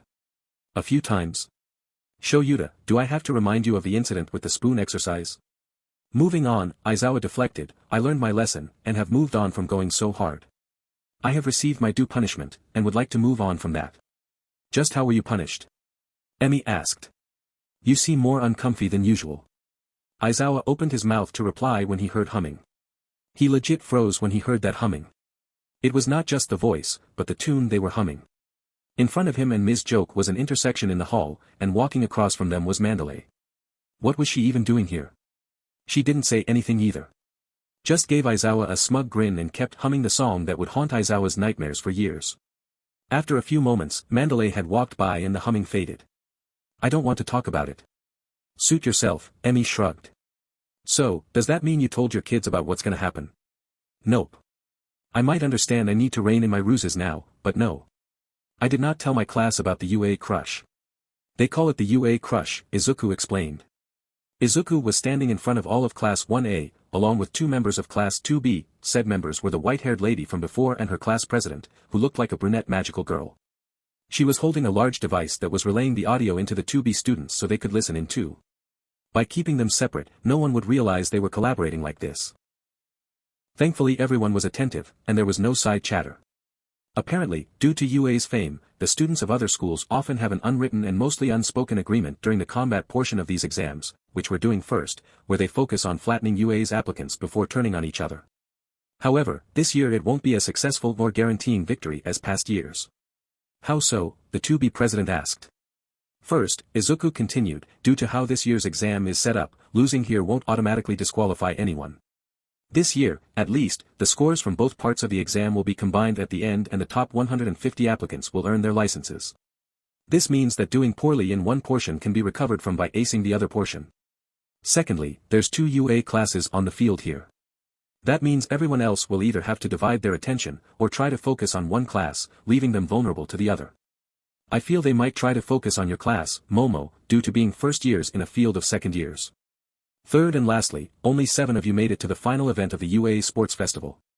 Izuku gave an out-of-place yet bone-chilling smile. Which means they don't know what everyone is capable of. He let that sink in, resulting in a few 1A students giving their own creepy smiles before he slapped the board behind him, attaching a map of the combat field to it. Now, as you can see, our 2 classes are literally across from each other, and this field is around half a kilometer across. The goal of the combat portion is to acquire points from other schools. You do that by stealing their badges. Most students are worth 1 point, but the King's and Queen's badges are each worth 6. Oh, that's why they look funny, Momo said as she looked at her own badge. While the class earns points for keeping their King's and Queen's badges, the only other way to earn points is getting them from the other students. This is to make things fair for smaller schools that have fewer students. There's no minimum number of points needed, but rather the scoring is based simply on how many the class earns. There will also be judges watching, so any unheroic behavior will be penalized. Remember, we're here to be heroes, not villains. I propose we play defensively, the 2B president suggested. If you think the other schools will rush us, that just means they'll bring points right to us. Exactly, Izuku nodded. Now, as a Type 2, I've been given files on the different students for each school out there. I've made a list of the more dangerous ones for people to watch out for. The first one is, Izuku went through the list one by one, giving a description mixed with his own quick analysis on their quirks. The 1A students were used to Izuku's musings and ideas, but the 2B girls were floored. They had never heard Izuku's analysis skills before, and it showed. And the last student to watch out for is Bakugo Katsuki. Izuku held up a picture of said student. He looked as grouchy as Izuku remembered him. He's the king figure for Ketsubetsu, which is conveniently right next to our class out there. His quirk is explosion. The sweat glands in his palms secrete a compound similar to nitroglycerin, which he can detonate at will. The sweatier his palms, the bigger the explosions. Any questions? Izuku suddenly regretted asking that question. Most of the students had neutral but focused expressions. Shudo, Ochako and Shiozaki, however, were clearly thinking hard. They were putting the pieces together, and Izuku wasn't sure how he felt about that. Before he could try to suggest they move on to the planning, Shiozaki raised her hand. Midoriya-kun, Shiozaki addressed. I have a single question. That boy, Bakugo, his quirk seems very familiar. Does he happen to be the one who removed your arm? The class stiffened at her question. Now more of them were thinking, and Izuku sighed, knowing there was no point. Yes. The room suddenly got cold, and not just because Shudo suddenly formed an ice hammer. Either through being present when Izuku recanted the tale, or listening to those who were, the entirety of Class 1A had heard the tale of how Izuku lost his arm before the sports festival. Some reacted with sorrow at what Izuku suffered, while others grew angry that someone almost got away with maiming someone like Izuku. One thing none of them had, however, was the culprit's name. Now they had it. No one screamed, no one jumped, though the 2B students gasped. Ochako simply gave a sinister smile. I am going to kill him, she declared. No you're not, Izuku sighed. Okay, I was gonna bring this up after we went over my ideas for fighting the Kamesun kids, but I guess we'll go over the plans for Ketsubetsu first. Anyway, it'll start with you, Todoroki-kun. Oh, you want me to kill him? The icy hot student asked. No one's killing anyone. Izuku shouted as he batted Shudo in the face with his folders. Listen, after Endeavor got arrested you started playing online games with Ashido and the others, right? What do you know about kiting? 10 a.m. To most of Japan, 10 a.m. on a Saturday would be when everyone started waking up. When people would start preparing their breakfast or taking morning showers. 10 a.m. was usually a quiet time for people on the weekends. At the exam venues, however, 10 a.m. marked the outer doors slamming shut. The alarms blared, signaling the start of the provisional license exams. The gates around the combat venue swung open and students flooded into the field. Class 1A was no different.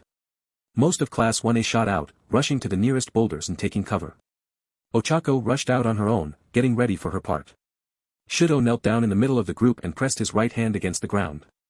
Ice flowed from his arm and pushed underground. With his focus on the ice, several other students stood around him, keeping an eye for any incoming opposition. Meanwhile, Momo stood in the back with her shirt lifted a bit. Satu was shoving cakes in her mouth as she spat out small devices for her classmates. We're good. Shudo hollered as he stood up. I'm heading out. With an affirmative from the others, Shudo ran from the main group. Momo finished making the last little thing for Ojiro before standing up. She gave a determined glare as she started making something for herself. Shishikura Seiji sped around the empty buildings and boulders that dotted the exam grounds. His mission was to flank UA's 1A while the bulk of Shiketsu students joined some of the other schools in their frontal assault. He would disable as many of them as he could, make things easier for his class. And if he encountered anyone else, well, he'd earn some points for his school. He saw his first target in a few minutes. It was the badly dressed pink girl. Her back was to him, as well. Bad outfit, lack of spatial awareness, how could someone that looks like bubblegum think they could be a heroine? Gritting his teeth, he jumped out and threw a glob of meat at her. In an instant, the girl turned and fired a stream of acid at the glob, dissolving it long before it reached her. It appears she did notice him. She looked at him with a snarky smile. Hey, Shishikura, she greeted him by name. Looks like my friend was right. How do you know my name? He screamed. Are you cheating? Nah, we just have a really good coach, she answered with a widening grin while raising her arms. Shishikura raised his hand and fired another glob.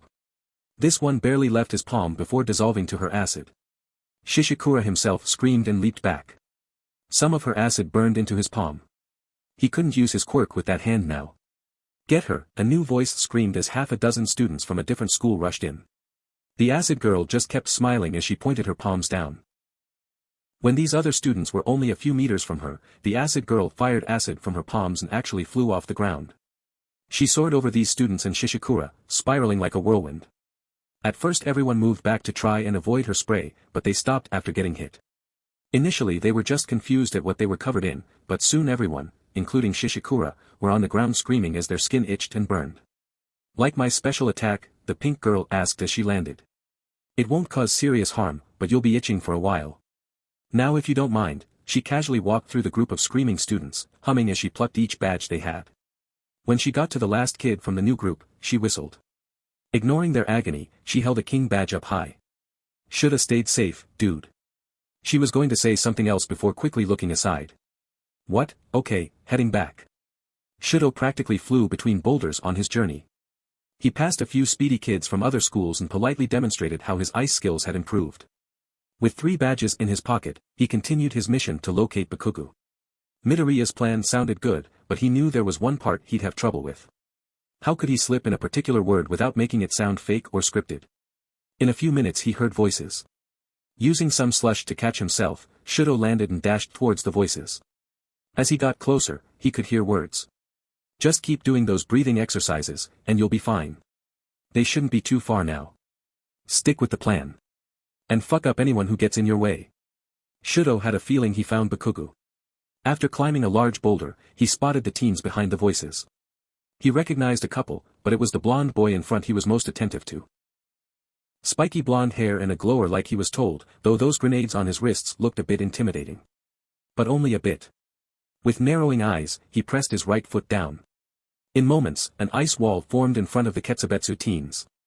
Bakugo's hand actually got caught in the ice, but a small explosion broke him free. Everyone looked up at the bored-looking Todoroki.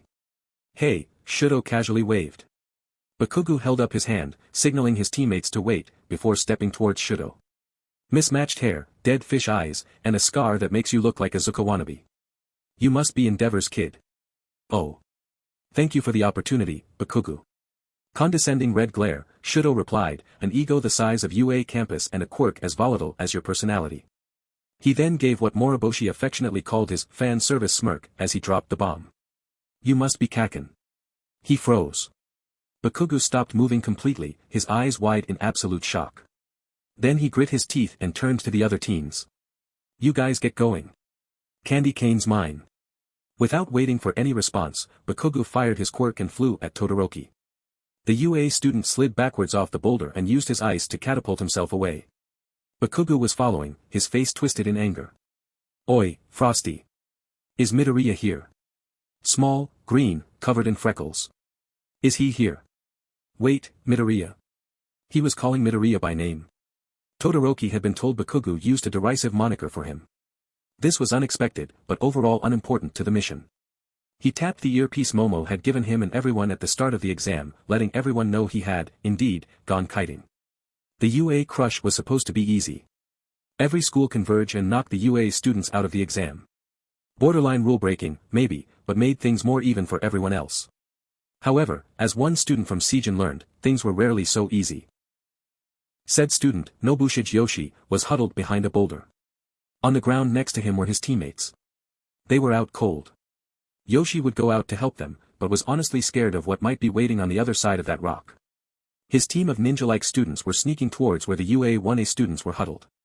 They barely got in sight of the main group before Yoshi's team were incapacitated. He didn't even know what happened, there was just a loud noise and they all fell over. After that, a chrome blur shot through the group, taking everyone's badges. Yoshi felt like he was only spared because his outfit was black and he was in the shadow of the rock. He sat there, trying to figure out what to do when he heard a group of students running up. Unfortunately, he didn't recognize any of them personally. Fortunately, he did know they weren't from UA. You alright? The lead man asked. He was bare-chested, save for a green vest. He gave Yoshi's incapacitated teammates a wary stare. Name's Shinryo, Ketsubetsu. What happened? No clue. There was noise and they just went down. Yoshi flailed as he said this. His arm poked from around the rock as he did so.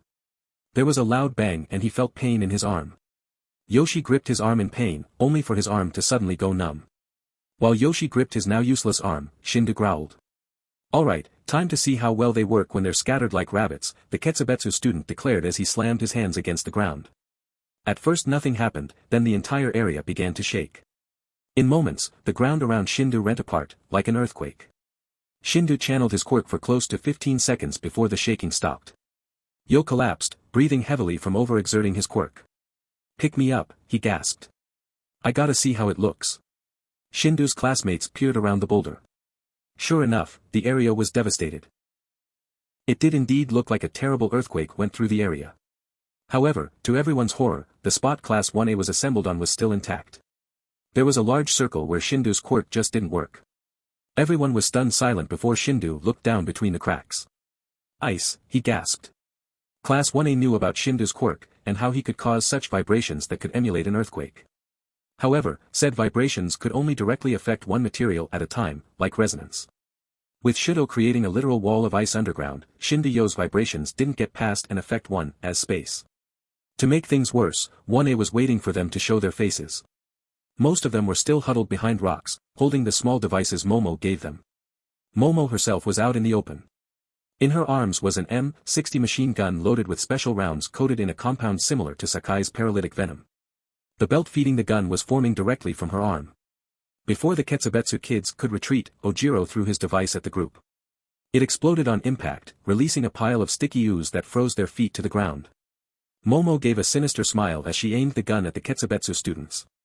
Momo make Daka. Kaken. That was a name Bakugu hadn't heard in over a year and a half. Not since that day with the slimy fucker. So for it to re-emerge here and now, of all places, had to mean one thing. He was chasing the peppermint bastard through some fake town to get that info out of him. He had to know. Suddenly Todoroki fired a burst of flame while catapulting himself with ice. Why the hell did he just shoot fire in front of himself? That didn't make any. Suddenly something big impacted Bakugu's face and sent him flying into a building. It honestly felt like he got hit by a truck. And with what sort of shit he's gone through since entering Ketsubetsu, he really knows what that feels like. After bouncing off the ground, Bakugu caught himself and landed on his feet. He turned to see what hit him, only to freeze. He knew her. He didn't get to see the sports festival due to a survivalist lesson, but he watched the Hero Tube recordings. He also saw the news coverage of the Kamino battle. With those put together, he recognized the huge, pissed-off brunette stomping in his direction. The other hero schools, Ketsubetsu included, actually had a special nickname for her. Uraraka Ochako. The Beast of UA. The realization hit Bakugu almost as hard as her prior punch. That icy dick from earlier was bait. Midoriya knew he'd chase anyone who called him by that stupid nickname, and used that to lure him into a fucking trap. He forgot how smart that nerd really was. Ochako was on him in a few steps, delivering another punch that sent him against a wall inside the building. Bakugu roared and rushed at her, swinging his right fist at her face. To his surprise, she deftly slapped his fist away before headbutting his brow. This hit stunned Bakugu for the second needed for her to deliver another punch to his gut. Rather than send him flying, this punch caused Bakugu to crumple up on the ground in front of her. Bakugu Katsuki, Ochako quoted, starts fights with a right hook aimed at his target's face. After that, he'll follow up with using his quirk through his left hand. Bakugu looked up at her in shock. How did she know that? Yes, Ochako nodded with a glare. Izuku told us all about you. Who you are, how you fight. What you did to him. Before the blonde could get to his feet, Uraraka delivered a kick that sent him into the wall from earlier. He hit the wall above the ground, and fell with a grunt. He barely got up and jumped back before Ochako hit him. Her fist instead obliterated the wall. She kept her enraged glare on Bakugu. Bet you thought you'd get the chance to hurt him again, didn't you? She growled. The instant Todoroki-kun said your nickname, you probably felt relieved you'd have an easy target. Someone for you to squish and kick aside, right? The explosive blonde grit his teeth and aimed his hand. A regular explosion probably wouldn't cut it. He quickly pulled the pin on his gauntlet and fired a massive explosion. The shockwave alone shook the building, but was countered when Ochako flicked all the fingers on her hand at once. Bakugu watched with mounting horror as his massive explosion was matched by Uraraka's own shockwave, leaving her completely unharmed. If anything, it seemed she just got more angry. Fuck. Bakugu rushed forward, hoping to catch her by surprise enough to fire his other gauntlet at her. Before he could even reach for the pin, Ochako grabbed his wrists and pushed back. Bakugu froze when he discovered his own palms pressed against his face. Go ahead, Ochako growled. Use your quirk. But he couldn't. If he did, he'd take his own face off. He tried to kick her, but found himself yanked off the ground. Without another word, Ochako glared right into his eyes as she began to squeeze his gauntlets. Bakugu heard the telltale squealing and crunching of metal as she crushed his grenade gauntlets like soda cans. Then she delivered another kick. Not only did this kick send him flying back into a window, but not through it, but the kick also removed the gauntlets from his wrists. Faster than Bakugu could recover, Ochako rushed at him. She tossed the crushed metal to either side before tackling Bakugu through the window and wall he was against. The two teens were outside again.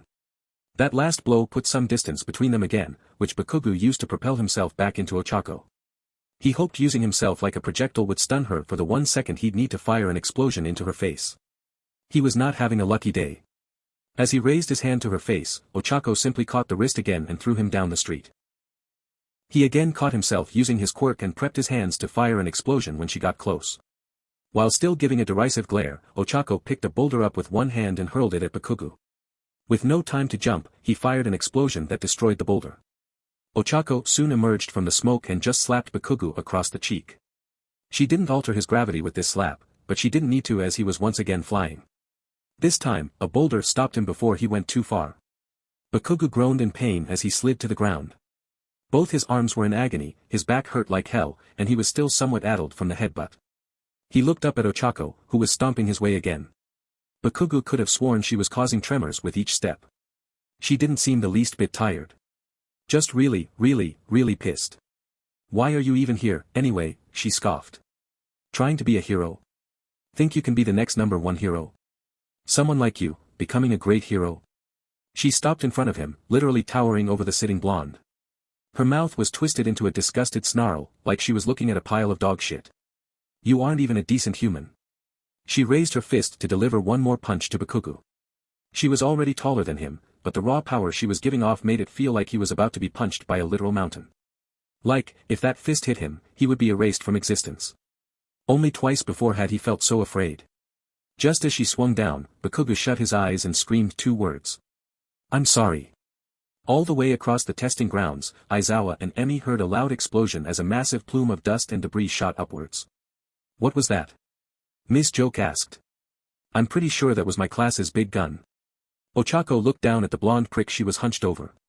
He was looking up at her, fear blatant in his gaze.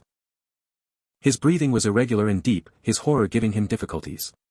Honestly, she was surprised he hadn't peed his pants. With no small amount of effort, he turned to look at her fist, which was in the air right by his head. Of course, the reason her fist was in the air was because the boulder was gone. Her punch had absolutely destroyed the boulder. Only the small piece this douchebag was sitting against remained. The rest of it was either dust or chunks that peppered everything behind it. He looked back a bit to see where the boulder went, then looked back at her hand. As he did this, Ochako grabbed his head with both hands and hoisted him off the ground. Even with her holding him below eye level, his feet still dangled in midair. His gaze was back on her as she gave a smile that was dripping with sweet venom. I'm not the one you should apologize to. Having no more words to share, she quickly brought his head down into her rising knee. There was a satisfying crunch as his nose broke against her kneecap before she dropped his unconscious body like a dirty towel. She gave a huff as she looked down at him. The smallest part of her wished he was still awake so she could beat him up some more. Since he wasn't, she just had to settle with what she already did, along with stealing the king badge from his chest. This is Ochako, she spoke into her earpiece. Ketsu King is down. Returning to the main group. Receiving an affirmation from Momo, Ochako began walking back to the 1A section of the field.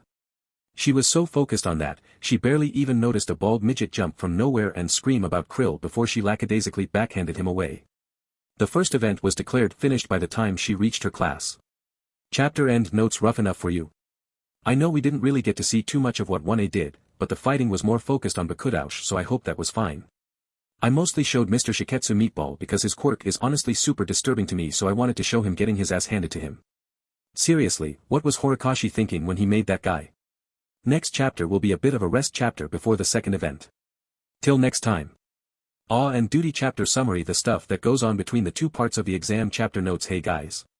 Long time no see. Sorry about that. Been super busy, super overheated, and spent a lot of writing spoons writing the latest one-shot. But here we are with a slightly short chapter you will hopefully find satisfying. You may also note the chapter count. That is accurate. We getting close. Enjoy.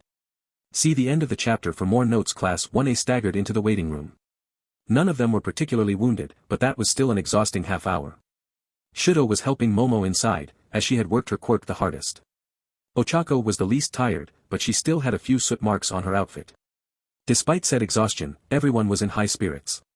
Mina was outright chortling, wearing all her captured badges like military medals. Good job everyone. Izuku smiled and clapped his hands. We got a 2-hour rest before the next part of the exam.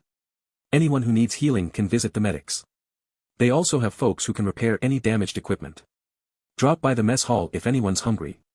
Will do, Momo wheezed as she hobbled away with half the class. Shudo and Ochako stayed behind, waiting to be alone with Izuku. How'd it go? Izuku asked. I mean, I know you won, but I kicked Bakugo's ass, Ochako smirked. But there was something weird. Indeed, Shudo nodded before turning to Izuku. You said he always called you some derogatory name based off a misreading of the kanji in your name, correct? Why yeah, Izuku winced. I'd really rather not repeat the name. It appears Bakugo felt the same way, Todoroki replied. When he was chasing me, he referred to you by name. Wah, and he tried to say sorry when I was fighting him, Ochako piped up. That's not right, Izuku shook his head. I'm not sure he bothered to remember my name after I was declared quirkless, and he's too proud to admit he was wrong about anything. Think it was a body double? Ochako asked. No, the Greenette shook his head, they wouldn't have added his name to the files if it were someone pretending to be him. Something else is going on. Maybe he's genuinely sorry? Todoroki asked. I mean, from what I've heard there's no way he could be forgiven, but we'll figure it out later, Izuku interrupted. Let's go eat lunch. He turned to open the door, only to come face to chest with Aizawa. You told them about the crush, didn't you? The teacher asked. Yup, Izuku smiled. It's the mission of Type 2s to keep their hero allies informed of any and all circumstances. Good point. Aizawa turned and left. You got him, Shudo announced. Yes I did, Todoroki-kun. Yes I did. Well, that was a flop, Shinryu groaned as he and his fellow students collapsed on the couch in their waiting room. That's putting it lightly, his blonde female classmate winced. We got crushed. I think I'm allergic to something on those bullets we got shot with, another classmate groaned. I'm turning blue. Dude, you're always blue. Oh, yeah. At least we kinda got off lucky. I mean, Bakugo quiet. Shindu hissed. Everyone thankfully got the message and stopped talking while Shindu looked at the teen in question. Bakugo Katsuki had not really moved since he woke up. Thankfully the healing quirks of the doctors mended his wounds, so he could breathe through his nose. However, said quirks could do nothing with his mind. To say he was rattled by his defeat was an understatement. He had said nothing, done nothing save staring at the crushed remains of his grenade gauntlets. The words Ochako had spoken to him were still going through his mind. Bet you thought you'd get the chance to hurt him again, didn't you? Trying to be a hero? Think you can be the next #1 hero? Someone like you, becoming a great hero? You aren't even a decent human. She had spoken those words not with the sort of fiery wrath Bakugo was so known for, but more like the anger his father was known for, the few times he could get mad. A sort of cold venom, one you would be unlucky to see once, and fear to see again. After a few more minutes, he sighed and lay back down. He needed to rest for the next event. And that's how Papa saved me, Eri finished. She was sitting on Melissa's lap in the cafeteria for the exam venue, holding her knife with one hand while eating apple slices with the other. In front of her were Toga, Mustard, and Dobby. The three former villains were listening with rapt attention to Eri recounting the tale of how she was rescued. Dude, Mustard gasped, Midoriya fought a ahem. Melissa cleared her throat. A freaking supervillain like that? Before he fought Stain. I am suddenly very glad we chose to join his side, Dobby muttered. Do you think there's a video of that fight somewhere? Toga asked the group. I wanna see when Eri-chan stabbed that guy through the hand. Speaking of which, is that the knife you used? Yup. Eri held up the sheathed knife. Papa let me keep it. More like you wouldn't let it go after the fight. Everyone at the table turned to the new voice. Eri beamed and called Izuku's name as he walked up with Ochako, both carrying their own food trays. The two newcomers each sat on either side of Melissa, though Ochako gave her a quick peck on the cheek before sitting. Toga gave a bit of a smirk at that. Okay, that was cute, the blonde people drinker giggled. You aren't gonna start making out, are you? Dobby asked. 'Cause there's kids present. I'm used to it. So, what have you guys been up to since the raid? Izuku asked. I mean, I know you're in rehab, but how's that been going? Working wonders, Toga continued while leaning her cheek on Mustard's head. Turns out most of my bloodthirst was from a blood mania due to not meeting my quirk-based dietary requirements. You could have just said you went mad cause you didn't get enough blood, Mustard pointed out. Ah, but I wanted to sound smart. This got a laugh from everyone at the table. Izuku felt especially good about it. Stuff like this was the very reason he wanted to be a hero. The three people in front of him used to be villains, victims of a society that failed them. Seeing them recovering, and becoming more than what their aggressors forced them to be, it put a good feeling in his chest. The feeling persisted as the 2-hour lunch break filled with conversation. They discussed anything and everything they could think of, just having a fun conversation. Towards the end of the break, Izuku happened to notice Sato and Kirishima were jogging down the hallway outside the cafeteria with. Why did Sato-kun and Kirishima-kun just run by carrying a vending machine? Oh, Ochako spoke up, Yamamoto used a lot of her reserves during the first part. I heard about her thinking of hijacking a vending machine to recharge. Didn't think she was being serious, though. Think they'll get in trouble? Melissa asked. After she did, the group watched as a pair of exam proctors rushed down the hall, clearly chasing the two teens. Yup. At the same moment, far from the provisional exams, a vigilante sat on top of a skyscraper. Spinner sipped from his soda cup while looking over the city he had been patrolling. Things had been mostly quiet these days. It had literally been a week since the last time he drew his wrist blade. Barely a week and a half since moving to this city. Things were quiet. Too quiet for him. Nyevyu, huh? Spinner screamed and leaped aside, drawing his blade and facing the new arrival. To his surprise, it was the blue man who took down the MLA.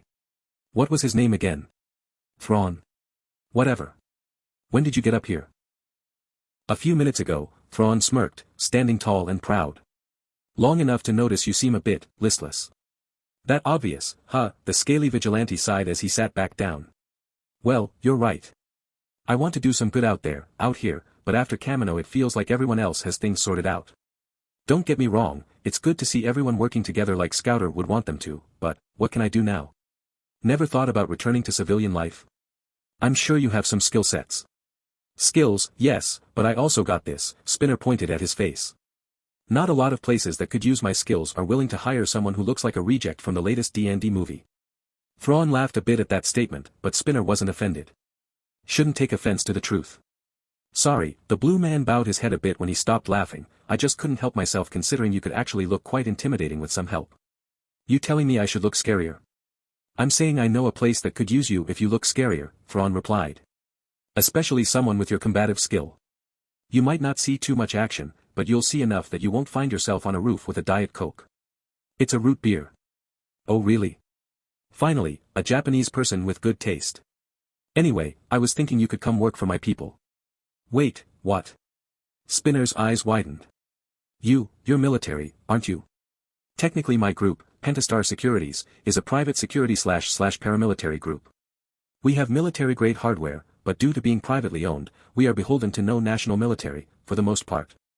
Anyway, my group took a few losses while rooting out the Meta Liberation Army and we have a few openings. I've seen how you work, and think you'd be a good fit. And if you decide that fighting isn't what you want to do after a while, we'll be more than happy to help you get somewhere you do want. What's the catch? The catch, Thrawn kept smirking, is that if you do accept, you'll have to work with us for 2 years before deciding whether or not you want to stay. The pay is good, and we got free dental. And I gotta go with you guys to America for this? Yup. Heading back this evening, actually. We'll help you get multinational citizenship, should you pass the entrance test. Least we can do for someone who helped save Japan's first quirkless hero, after all. Spinner went silent after that. He looked to the side, opening and closing his mouth as though he were whispering to himself. Thrawn, meanwhile, stood casually with his hands behind his back. After a few minutes of going back and forth with himself, Spinner looked at Thrawn. I accept. Welcome aboard. Izuku was a bit nervous as he and an exam proctor walked down the hall. It was almost time for the second portion of the exam. This time he really would be directly aiding Class 1A. On top of that, he wasn't alone. The proctor opened the door for Izuku, and the small greenette stepped inside as the proctor turned to leave. He was the last to arrive, but that was intentional. The room in question was filled with computer terminals and screens displaying maps and camera footage of a burning city. Standing in a line close to the doorway were close to 3 dozen teens, all second-year hero students from different schools. All Type 2 hero students. And that wasn't even the big surprise. Welcome to the second portion of the provisional license exams. Pro-hero native smiled, his arms folded across his chest. Last time, you all had to handle combat. Here, you gotta do the more common task for Type 2s. Intelligence and dispatching. The situation is as follows. The city has just undergone a massive villain attack. The more traditional heroes will be going through the wreckage, saving as many civilians as they can. Your job will be to keep your respective classes informed of any incoming information, direct them to areas with civies that need rescuing, that sort of stuff. Your classes will be relying on you for information, so be ready to answer their questions, too. Be warned, this whole thing won't be straight trails. There'll be comms blackouts, sudden and unannounced developments, and you'll have to adapt to each situation thrown at you. Any questions? Will we be allowed to help each other? Izuku asked. I mean, we won't lose points if we help students from other schools here, right? Helping is permitted, and actually advised, Native nodded. The situation is not something you can let something like a rivalry disrupt. We're all training to be heroes, and heroes help everyone, including each other. Anyone else? After a few moments of silence, the hero smiled again. Alright, you have a few minutes to prepare, so head to the monitor with your name on it. Also, due to the fact UA has only a single Type 2 student present, and some classes don't have any Type 2s representing, their classes will also be receiving help from some other upperclassmen, but they'll be in a different room so that they don't accidentally spill the beans on how this test will go. That is all, good luck. With that, Native left the room and the students all went to their respective terminals. Izuku looked around as he did so, realizing that he was indeed the only UA student in the room. It looked like everyone else had 3 or 4 students per class. As he reached his monitor, he saw the pictures of 5 students from Class 1A, presumably the ones he'd be directing. To his relief, Ochako was among them. Izuku pulled his chair out and, looks like we're seatmates here, a girl spoke next to him. Looking up, he saw a girl with long white hair staring down at him. She wore the white uniform of CI. Izuku was familiar with all hero school uniforms at this point, with a monocle over her left eye. Her blue eyes looked down at him with a neutral expression. I'm Interi Psycho, she continued while holding out her left hand. Midoriya Izuku, the greenette reached out with his own, shaking her hand before she suddenly turned his hand over. She looked over his prosthetic for a few moments. Diminutive stature, deep green hair, and a prosthetic left arm, Psycho declared. Then she looked at Izuku's face with a soft smile. It's truly an honor to meet you, Scouter. Suddenly any hustle and bustle of the room ceased. Every other student in the room was looking at Izuku, who suddenly felt nervous and smaller than usual. The silence lasted mere seconds before everyone exploded with excitement. No way. You're the Scouter. The one who beat Stain and fought in Kamino. Don't forget him helping at Island. Holy crap, you really are short. I thought everyone else around you was just freakishly tall.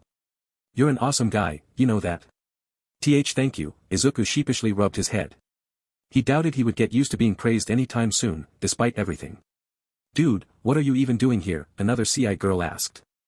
I mean, after Kamino I would have just given you a license right there and then. About that, Izuku muttered a bit. I actually already have my provisional license. Had it since Hosu. I'm just here to act as the Type 2 for Class 1A. There was another silence in the room. Even Psycho had a look of surprise at this declaration. After another moment, a student from Shiketsu pulled out a notepad. Can I have your autograph?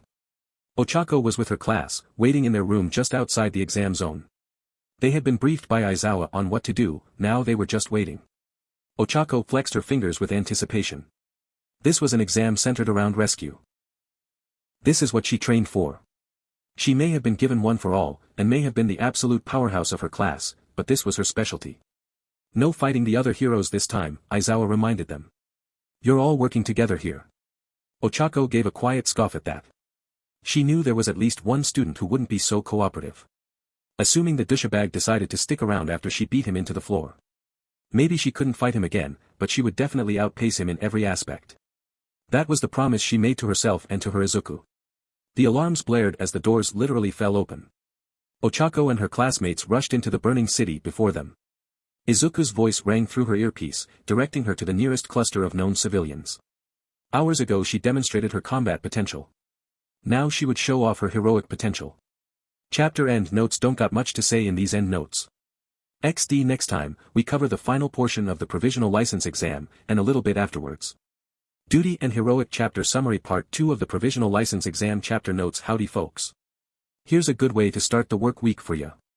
XD for those of you who follow my other fics, sorry it's taking so long to get them updated.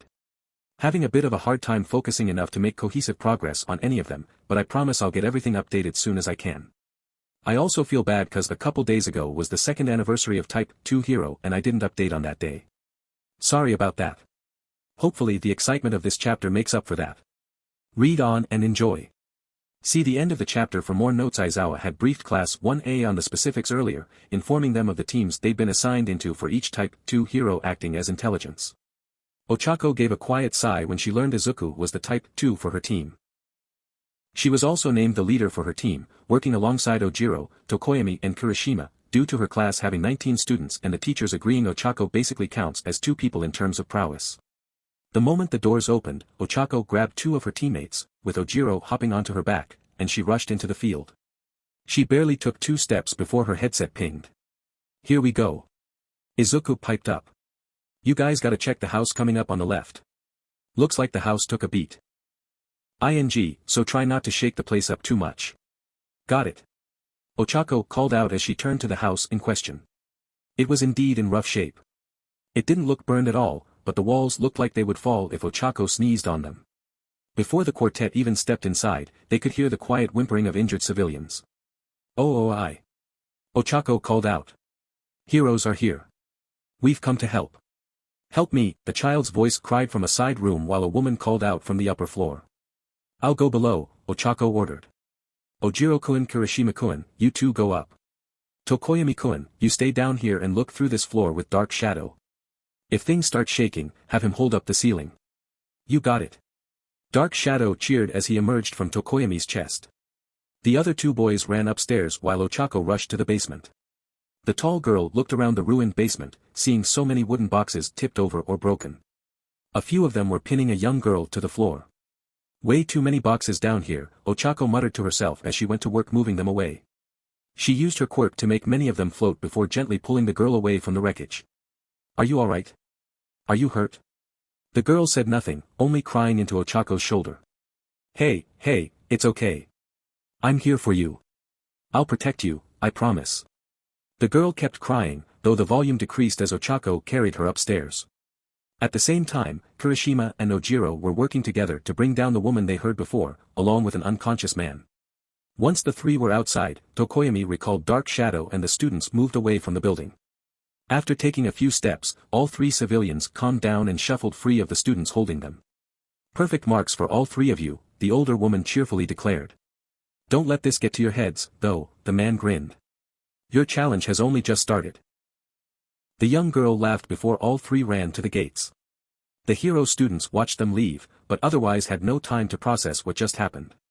Izuku was speaking into their headsets again, directing them to another cluster of civilians caught under a collapsed building. Across the exam grounds, Todoroki was using his ice to soothe some burns on a civilian. It wasn't as good as the first aid Sato was giving, but it was useful. The child he was tending to stopped whimpering after a few seconds of icing on their arm. Good job giving first aid, they stated, but you might lose a few points because you're not making yourself look very reassuring. I have a resting bitch face, Shudo explained. Comes from having endeavor as a father for 15 years. Maybe the judges will take that into account. With a nod, the child hopped off Shudo's lap and ran off. Shudo watched him go before getting back to his feet. He turned back towards the burning and damaged city. He knew all this devastation and carnage was fake, but it was still too reminiscent of what he saw in Kamino. Hopefully after today he could go without seeing something like this for a long time. Hey! Todoroki's group turned to the shout. They were surprised to see the ground-shaky guy from Ketsubetsu running up at them. Thankfully he didn't seem hostile this time. Hey! Shindu shouted again. You're that ice guy, right? Think you could give us a hand over here? Go along, the Type 2 assigned to Todoroki's group spoke through their earpieces. They're gonna need help with this one. Roger, Shudo nodded before gesturing to Shindu. The Ketsubetsu second year led them to a 3-story building that looked like it belonged in Pisa, Italy.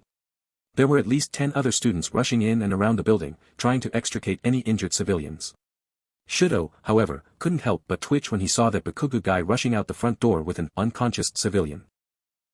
Bakugu, I brought the ice guy. Shindu yelled. About fucking time, the explosive teen shouted back as he gently set the civilian down next to some other injured. Come on, gonna need your help inside. Todoroki hesitated for a moment, but remembered this whole thing was a group effort and followed him in. Inside the building, he saw the ceiling had collapsed and trapped a handful of civilians.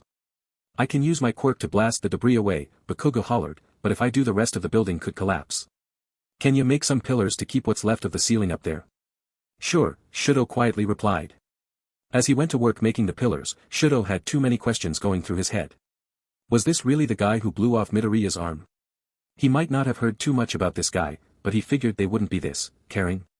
Shudo figured he'd be yelling and punching his way through this part of the exam. He'd definitely have to tell Midoriya about this too. That it had to mean something.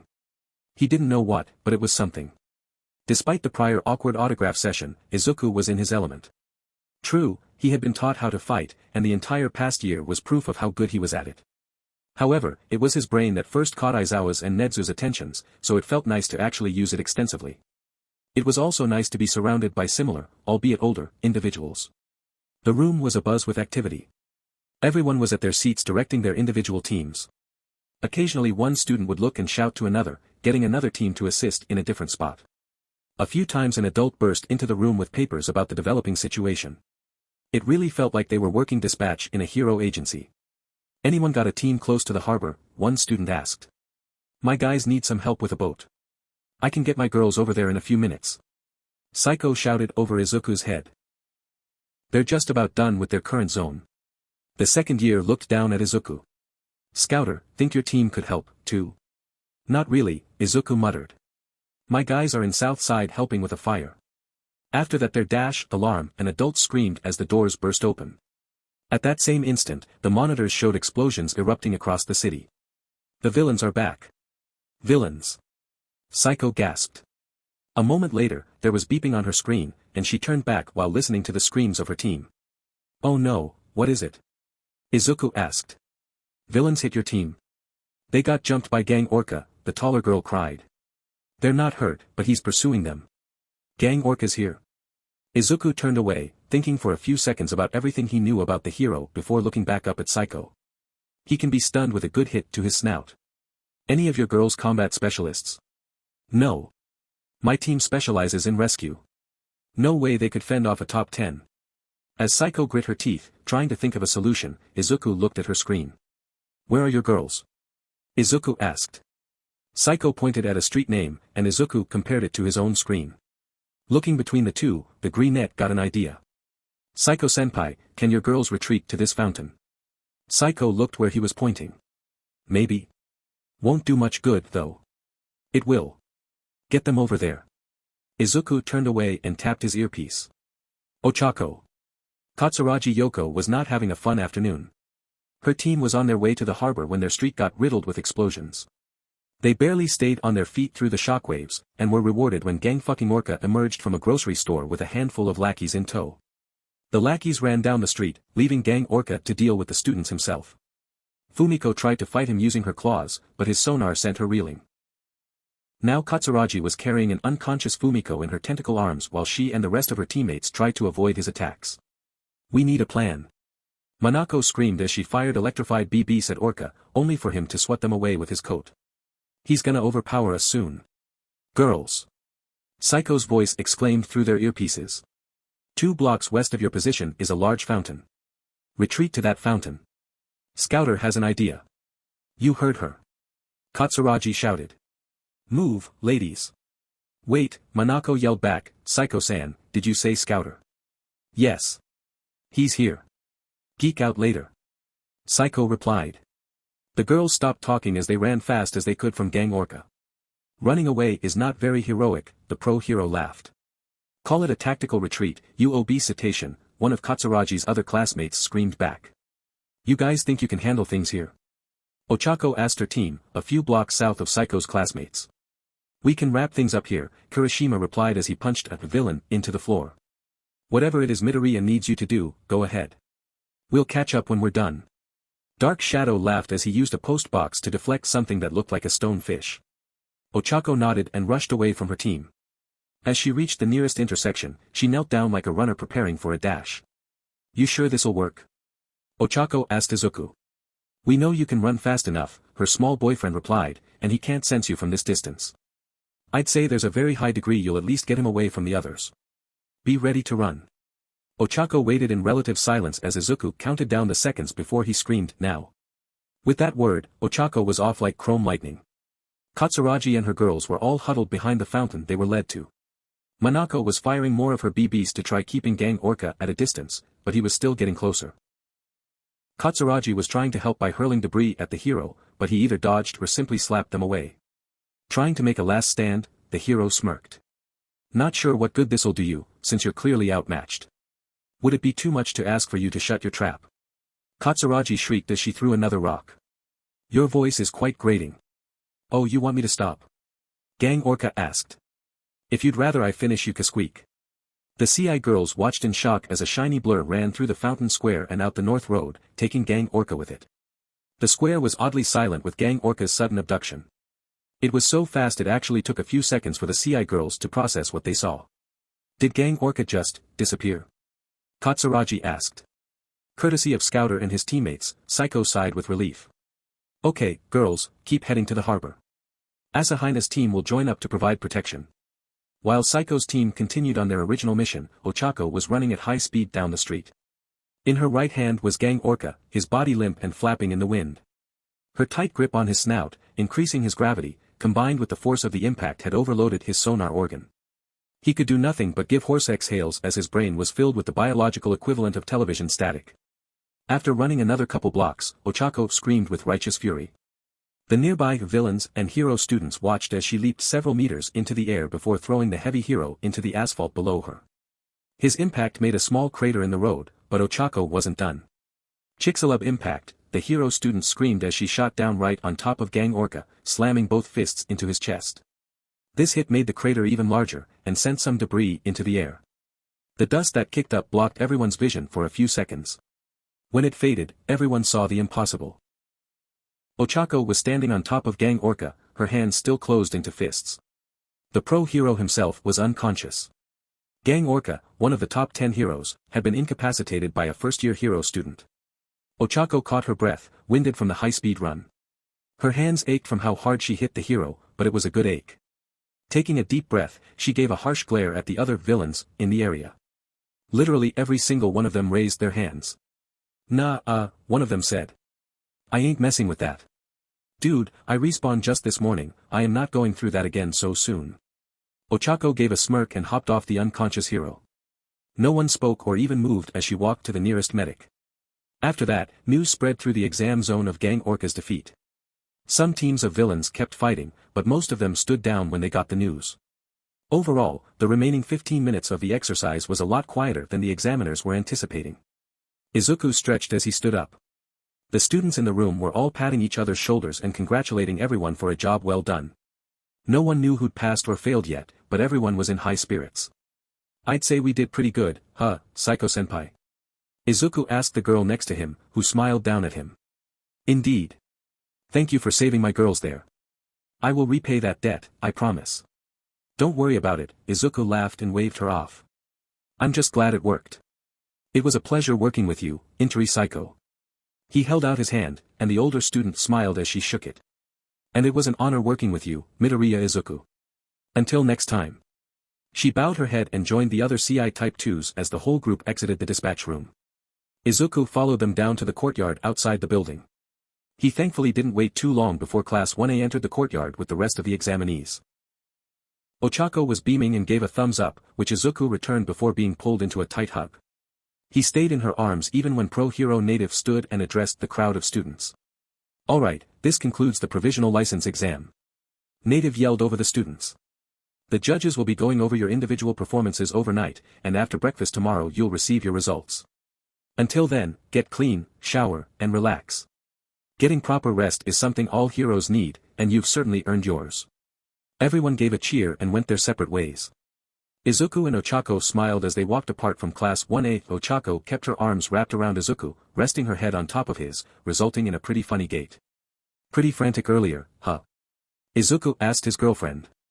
Shush, Ochako replied as she nuzzled her boyfriend. I don't want to even think about the exam for the rest of the night. Alright, Izuku laughed. The two walked in relative silence until they reached the guest venue, where Melissa and Eri were waiting for them.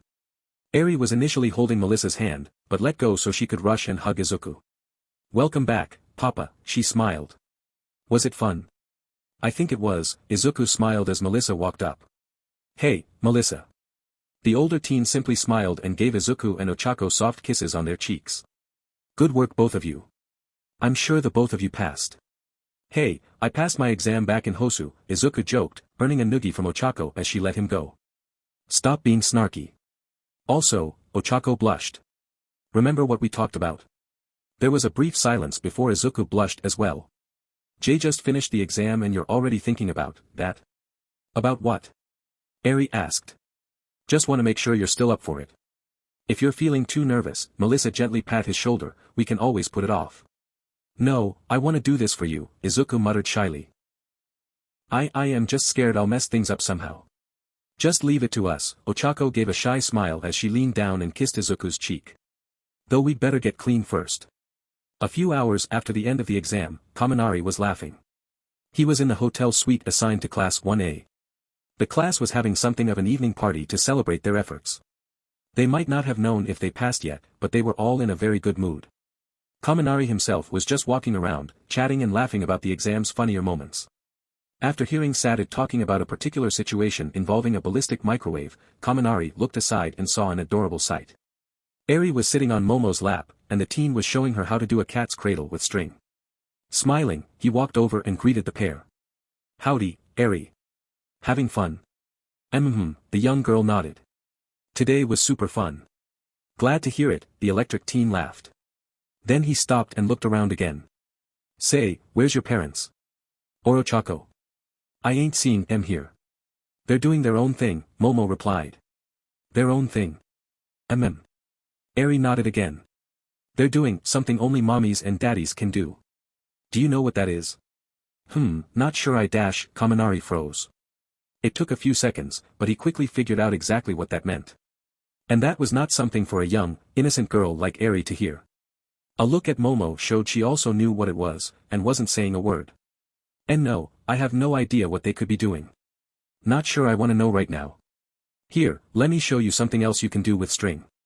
The rest of the night was full of laughter and good cheer, though more so for some than others. Chapter end notes, Sujito face. How was that? Did any y'all expect that? Hope not, cause I worked hard on things.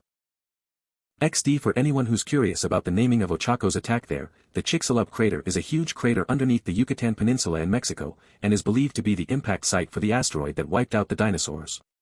Perfect name for Ochako's super move, I. Next time on Type 2 Hero, we'll see who passed, who failed, and get a conversation 18 months in the making. Until next time. Heroic and quirkless chapter summary the morning after. The results of the exam. And a conversation nearly 2 years coming. Chapter notes. Howdy folks. Welcome to the second to last chapter of Type 2 Hero.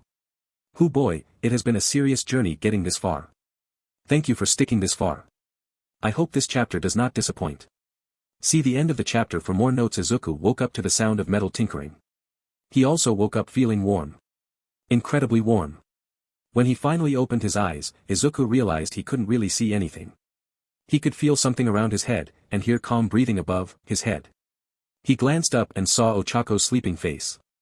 After a few moments of thinking, Izuku realized just where his head was being pulled into. Along with what happened the previous night. Izuku suddenly became incredibly flustered and squirmed a bit to break free of the tall girl's hold. Unfortunately for him, the motion just urged the sleeping Ochako to grip the smaller teen tighter.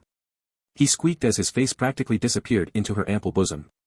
"Good morning," he heard Melissa greet from behind him, probably sitting at the desk and fiddling with some device. "Help," Izuku squeaked.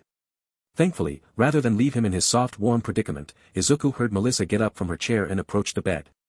"Wakey wakey," the blonde third year gently shook her brunette girlfriend. 5 more minutes," Ochako mumbled as she curled up around her greenette boyfriend. "I would," Melissa giggled, "but I'm not sure you want Aizawa to come knocking." That threat worked, as Ochako sat up in an instant, still holding Izuku close. She looked around the room before Melissa pointed behind her. "Your clothes are on that side, Izuku's are on so try not to shake the place up too much." "Got it." Ochako called out as she turned to the house in question. It was indeed in rough shape. It didn't look burned at all, but the walls looked like they would fall if Ochako sneezed on them. Before the quartet even stepped inside, they could hear the quiet whimpering of injured civilians. "I." Ochako called out. "Heroes are here. We've come to help." "Help me," the child's voice cried from a side room while a woman called out from the upper floor. "I'll go below," Ochako ordered. "Ojiro-kun, Kirishima-kun, you two go up. Tokoyami-kun, you stay down here and look through this floor with Dark Shadow. If things start shaking, have him hold up the ceiling." "You got it." Dark Shadow cheered as he emerged from Tokoyami's chest. The other two boys ran upstairs while Ochako rushed to the basement. The tall girl looked around the ruined basement, seeing so many wooden boxes tipped over or broken. A few of them were pinning a young girl to the floor.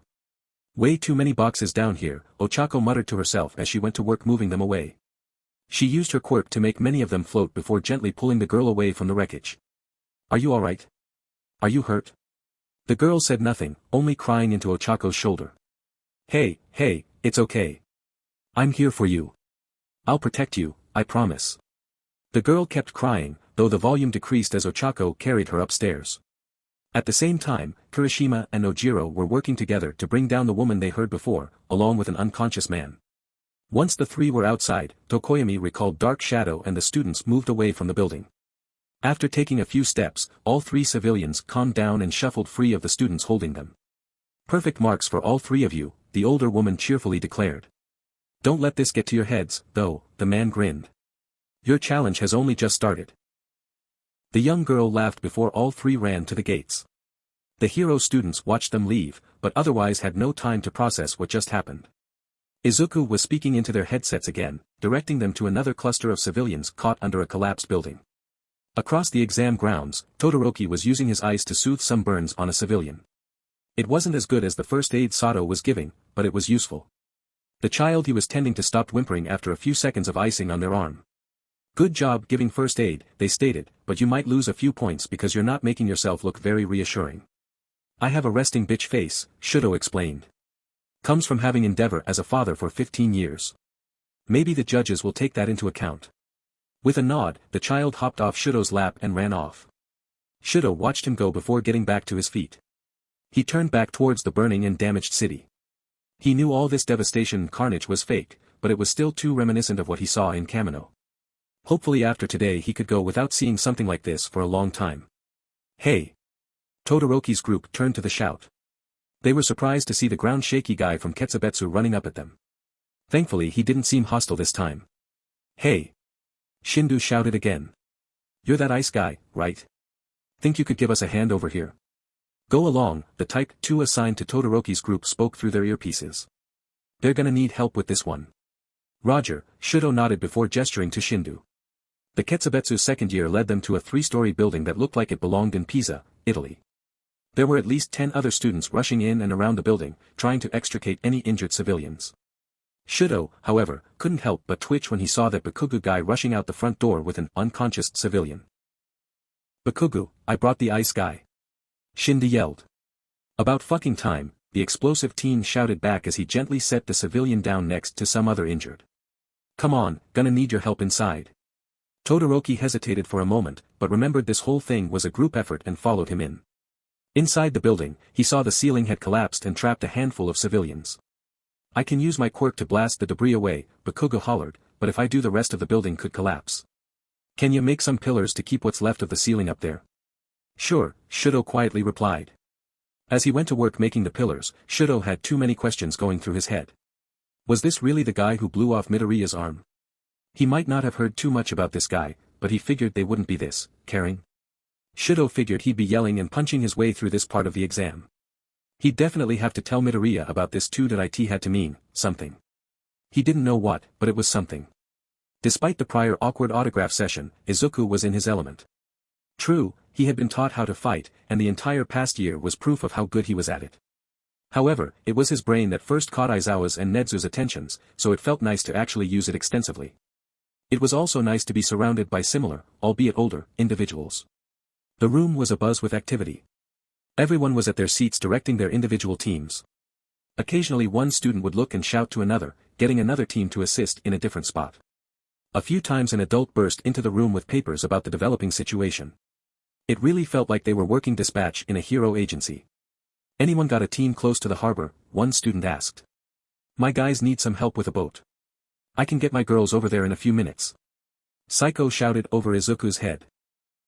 They're just about done with their current zone. The second year looked down at Izuku. Scouter, think your team could help, too? Not really, Izuku muttered. My guys are in south side helping with a fire. After that their alarm, an adult screamed as the doors burst open. At that same instant, the monitors showed explosions erupting across the city. The villains are back. Villains. Saiko gasped. A moment later, there was beeping on her screen, and she turned back while listening to the screams of her team. Oh no, what is it? Izuku asked. Villains hit your team. They got jumped by Gang Orca, the taller girl cried. They're not hurt, but he's pursuing them. Gang Orca's here. Izuku turned away, thinking for a few seconds about everything he knew about the hero before looking back up at Saiko. He can be stunned with a good hit to his snout. Any of your girls combat specialists? No. My team specializes in rescue. No way they could fend off a top 10. As Saiko grit her teeth, trying to think of a solution, Izuku looked at her screen. Where are your girls? Izuku asked. Saiko pointed at a street name, and Izuku compared it to his own screen. Looking between the two, the greenette got an idea. Saiko-senpai, can your girls retreat to this fountain? Saiko looked where he was pointing. Maybe. Won't do much good, though. It will. Get them over there. Izuku turned away and tapped his earpiece. Ochako. Katsuragi Yoko was not having a fun afternoon. Her team was on their way to the harbor when their street got riddled with explosions. They barely stayed on their feet through the shockwaves, and were rewarded when gang fucking Orca emerged from a grocery store with a handful of lackeys in tow. The lackeys ran down the street, leaving gang Orca to deal with the students himself. Fumiko tried to fight him using her claws, but his sonar sent her reeling. Now Katsuragi was carrying an unconscious Fumiko in her tentacle arms while she and the rest of her teammates tried to avoid his attacks. We need a plan. Manako screamed as she fired electrified BBs at Orca, only for him to swat them away with his coat. He's gonna overpower us soon. Girls. Saiko's voice exclaimed through their earpieces. 2 blocks west of your position is a large fountain. Retreat to that fountain. Scouter has an idea. You heard her. Katsuragi shouted. Move, ladies. Wait, Manako yelled back, Saiko-san, did you say Scouter? Yes. He's here. Geek out later. Saiko replied. The girls stopped talking as they ran fast as they could from gang Orca. Running away is not very heroic, the pro-hero laughed. Call it a tactical retreat, you obese cetacean, one of Katsuragi's other classmates screamed back. You guys think you can handle things here? Ochako asked her team, a few blocks south of Saiko's classmates. We can wrap things up here, Kirishima replied as he punched a villain into the floor. Whatever it is Midoriya needs you to do, go ahead. We'll catch up when we're done. Dark Shadow laughed as he used a post box to deflect something that looked like a stone fish. Ochako nodded and rushed away from her team. As she reached the nearest intersection, she knelt down like a runner preparing for a dash. You sure this'll work? Ochako asked Izuku. We know you can run fast enough, her small boyfriend replied, and he can't sense you from this distance. I'd say there's a very high degree you'll at least get him away from the others. Be ready to run. Ochako waited in relative silence as Izuku counted down the seconds before he screamed, now. With that word, Ochako was off like chrome lightning. Katsuragi and her girls were all huddled behind the fountain they were led to. Manako was firing more of her BBs to try keeping gang Orca at a distance, but he was still getting closer. Katsuragi was trying to help by hurling debris at the hero, but he either dodged or simply slapped them away. Trying to make a last stand, the hero smirked. Not sure what good this'll do you, since you're clearly outmatched. Would it be too much to ask for you to shut your trap? Katsuragi shrieked as she threw another rock. Your voice is quite grating. Oh, you want me to stop? Gang Orca asked. If you'd rather I finish you can squeak. The CI girls watched in shock as a shiny blur ran through the fountain square and out the north road, taking Gang Orca with it. The square was oddly silent with Gang Orca's sudden abduction. It was so fast it actually took a few seconds for the CI girls to process what they saw. Did Gang Orca just disappear? Katsuragi asked. Courtesy of Scouter and his teammates, Saiko sighed with relief. Okay, girls, keep heading to the harbor. Asahina's team will join up to provide protection. While Saiko's team continued on their original mission, Ochako was running at high speed down the street. In her right hand was Gang Orca, his body limp and flapping in the wind. Her tight grip on his snout, increasing his gravity, combined with the force of the impact had overloaded his sonar organ. He could do nothing but give hoarse exhales as his brain was filled with the biological equivalent of television static. After running another couple blocks, Ochako screamed with righteous fury. The nearby villains and hero students watched as she leaped several meters into the air before throwing the heavy hero into the asphalt below her. His impact made a small crater in the road, but Ochako wasn't done. Chicxulub impact, the hero student screamed as she shot down right on top of Gang Orca, slamming both fists into his chest. This hit made the crater even larger, and sent some debris into the air. The dust that kicked up blocked everyone's vision for a few seconds. When it faded, everyone saw the impossible. Ochako was standing on top of Gang Orca, her hands still closed into fists. The pro-hero himself was unconscious. Gang Orca, one of the top 10 heroes, had been incapacitated by a first-year hero student. Ochako caught her breath, winded from the high-speed run. Her hands ached from how hard she hit the hero, but it was a good ache. Taking a deep breath, she gave a harsh glare at the other villains in the area. Literally every single one of them raised their hands. Nah, one of them said. I ain't messing with that. Dude, I respawned just this morning, I am not going through that again so soon.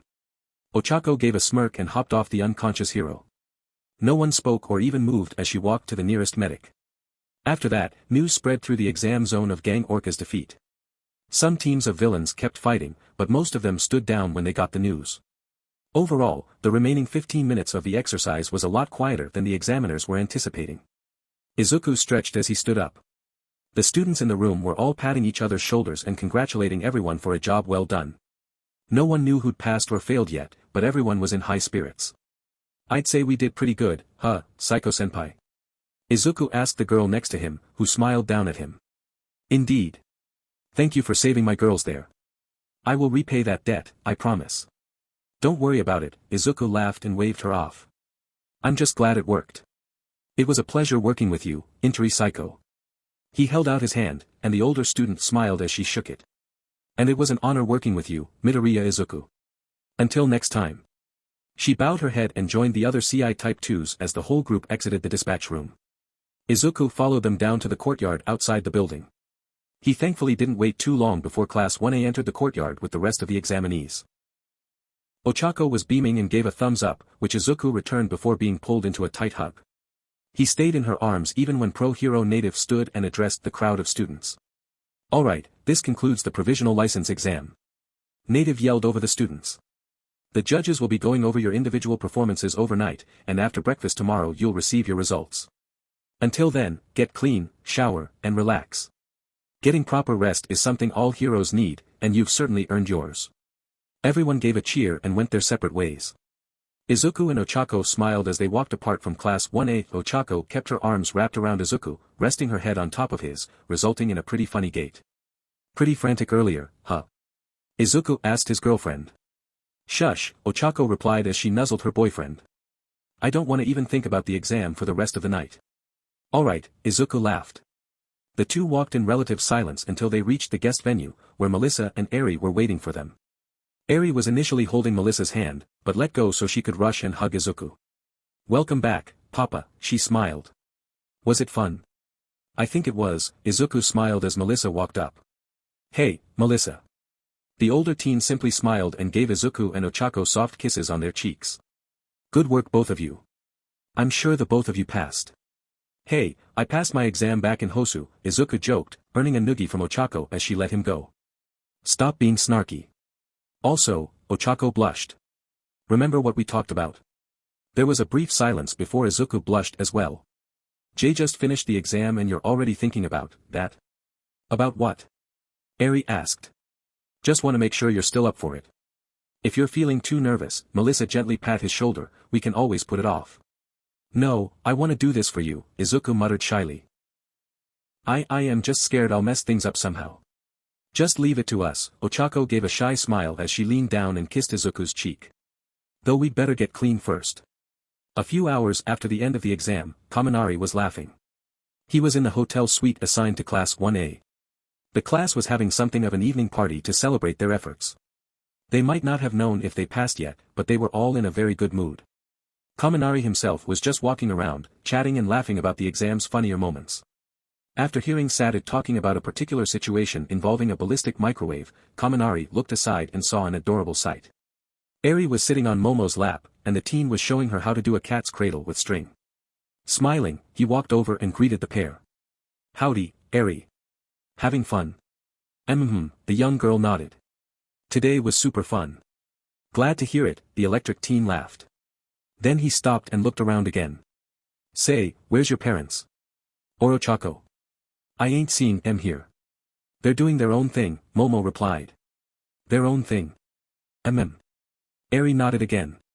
They're doing something only mommies and daddies can do. Do you know what that is? Not sure Kaminari froze. It took a few seconds, but he quickly figured out exactly what that meant. And that was not something for a young, innocent girl like Eri to hear. A look at Momo showed she also knew what it was, and wasn't saying a word. And no, I have no idea what they could be doing. Not sure I want to know right now. Here, let me show you something else you can do with string. The rest of the night was full of laughter and good cheer, though more so for some than others. Chapter end notes, Sergito face. How was that? Did any y'all expect that? Hope not, cause I worked hard on things. XD for anyone who's curious about the naming of Ochako's attack there, the Chicxulub crater is a huge crater underneath the Yucatan Peninsula in Mexico, and is believed to be the impact site for the asteroid that wiped out the dinosaurs. Perfect name for Ochako's super move, Next time on Type 2 Hero, we'll see who passed, who failed, and get a conversation 18 months in the making. Until next time. Heroic and quirkless chapter summary the morning after. The results of the exam. And a conversation nearly 2 years coming. Chapter notes. Howdy folks. Welcome to the second to last chapter of Type 2 Hero. Hoo boy, it has been a serious journey getting this far. Thank you for sticking this far. I hope this chapter does not disappoint. See the end of the chapter for more notes. Izuku woke up to the sound of metal tinkering. He also woke up feeling warm. Incredibly warm. When he finally opened his eyes, Izuku realized he couldn't really see anything. He could feel something around his head, and hear calm breathing above his head. He glanced up and saw Ochako's sleeping face. After a few moments of thinking, Izuku realized just where his head was being pulled into. Along with what happened the previous night. Izuku suddenly became incredibly flustered and squirmed a bit to break free of the tall girl's hold. Unfortunately for him, the motion just urged the sleeping Ochako to grip the smaller teen tighter. He squeaked as his face practically disappeared into her ample bosom. Good morning, he heard Melissa greet from behind him, probably sitting at the desk and fiddling with some device. Help, Izuku squeaked. Thankfully, rather than leave him in his soft warm predicament, Izuku heard Melissa get up from her chair and approach the bed. Wakey wakey, the blonde third year gently shook her brunette girlfriend. 5 more minutes, Ochako mumbled as she curled up around her greenette boyfriend. I would, Melissa giggled, but I'm not sure you want Aizawa to come knocking. That threat worked, as Ochako sat up in an instant, still holding Izuku close. She looked around the room before Melissa pointed behind her. Your clothes are on that side, Izuku's are on TH's, and pulled his arm back. You're right, Bakugu. I can't forgive you. Bakugu tensed up in shame, taking labored breaths as Izuku continued, you took off my arm, Bakugu. You took it off after I stopped you from bullying a fellow student just because she wanted to join UA's art program. Even if it were an isolated incident, it'd be really hard to forgive you for it. But it wasn't a one-time thing. After you got your quirk, you and your goon squad abused and tormented me literally every day. You would push me downstairs, burn me in my clothes, destroy my stuff. The mini-mart down the road from my apartment actually keeps medical supplies on reserve for me just because of how many times I came in. And that's not even talking about the mental trauma. Going to school every day, hoping you'd leave me alone only to be proven wrong. The fear of just what you'd decide to do to me at any given point just because I existed. Even now, I moved between you and my daughter because, for all I knew, you tried to give her a quirkless handshake when you learned she was connected to me just because you refused to give me a break. At that last part, Bakugu actually gasped in shock. You've left me mental and physical scars, Bakugu. Some of those I can hide, others I can't. So no, Bakugu. I can't forgive you for giving me 10 years of absolute, literal hell. After Izuku gave his answer, no one said a word. Even the chatter of the other hero schools seemed distant and muted. Class 1A gave Izuku worried looks while Melissa and Ochako just hugged him. Bakugu himself was actually tearing up. His hands were closed into tight fists, shaking from obvious shame. But, Bakugu looked back up at Izuku. Izuku was looking back at him with an empty stare. Don't think this means you should stop trying to get better. You've definitely made leaps and bounds from what you used to be, so keep going. I can't forgive you for what you did to me in the past, but if you do get better, and actually mean it, then maybe we can work together in the future. Not as friends, but fellow heroes. Think you can do that? Bakugu stared for a bit before wiping his eyes. Got it, Bakugu replied. I promise, and I'll prove it in the future. Hee. Everyone heard Ms. Joke scream in the distance. Roads are clear. Everyone back on the buses. With that declaration, Bakugu turned back to Izuku. For a moment it seemed like he was gonna try shaking Izuku's hand, but thought better of it. Until next time, Midoriya Izuku. Get better, Bakugu Katsuki. With those words, the students went their separate ways, back to their respective buses. Izuku, Melissa and Ochako went to their seat in the back of the bus. Once they were situated, Izuku pulled Eri onto his lap. Are we going home, Papa? She innocently asked. Izuku smiled and held her close. Yes, Eri. We're going home. As if by his command, the bus started moving when Izuku finished his words. Kaminari turned on his radio as the bus hit the main road. Oddly, Aizawa did not scold him. Todoroki went back to texting Moriboshi, Ishido and Ida started up their previous conversation, and Ochako and Melissa leaned against Izuku, sandwiching him between them. Everyone was focused on their own thing while the bus carried them back towards Mizutofu, to UA, to face whatever the future might hold. Chapter end notes. Oh my gosh, that convo. Seriously, I had been brainstorming that convo for literal years. Like, I was going over it while you guys were reading the USJ attack. I wanted it to be perfect, and I hope you were not disappointed by it. You guys are probably gonna hate me for this, but the next chapter/epilogue is gonna take a while to come out cause I wanna try getting another big surprise ready for y'all. During that time, though, if you see this FIC is listed as updated but incomplete, that just means I'm going through and fixing some writing or throwing in pictures. Also gonna try working on my other fix. Next time, for the last time in Type 2 Hero. The future quirkless and whole chapter summary. The end of a journey. Chapter notes. Here it is, everyone. The last chapter of Type 2 Hero. It has been a serious journey, I'll tell you that. Started this FIC as a dare, and now it's my biggest hit. I'm glad you all enjoyed reading this, and hope you find the ending satisfying. I know I had fun writing it. XD go forth, for the last time. See the end of the chapter for more notes. 8 years later. The town of Kashiki was a fairly quiet town. It didn't even have the population of the surrounding cities, and was off the main roads. Its only real claim to fame was the local fish market, which would somehow reel in at least one giant squid a week. As a result of having countless calm and quiet days, it had few heroes, and the local law enforcement saw Kashiki as more of a town to spend your final few years before retiring. Today was not one of those days. One of the large warehouses used by the fish market was currently a battle zone. On one side, essentially trapped with no escape, was a group of villains. They had robbed a bank in the next city over and tried to escape, but got trapped here. On the other side, preventing the villains from escaping, were officers from the Kashiki Police Department. The heroes of the town were distracted with another villain attack a few kilometers away, so it was up to these officers to keep the villains contained using their guns and quirks. Despite their best efforts, they could only stop the villains, and not make any progress. 2 officers in particular were in a tough spot, separated from their comrades and hiding behind some metal boxes to avoid being burned or skewered. You cops are useless. The villain leader, a huge man covered in some clear crystal, laughed as bullets bounced off him. There's no way your little pea shooters can possibly stop me and my boys. This sucks eunuch balls. Officer Mineta Minoru screamed as he reloaded his service revolver. Next to him was his fellow officer Gorogoro Mamoru, firing his gun at the villains huddled behind other boxes. Today was supposed to be a nice day. A calm day. And it's Tuesday, so I get to make out with my girlfriend tonight.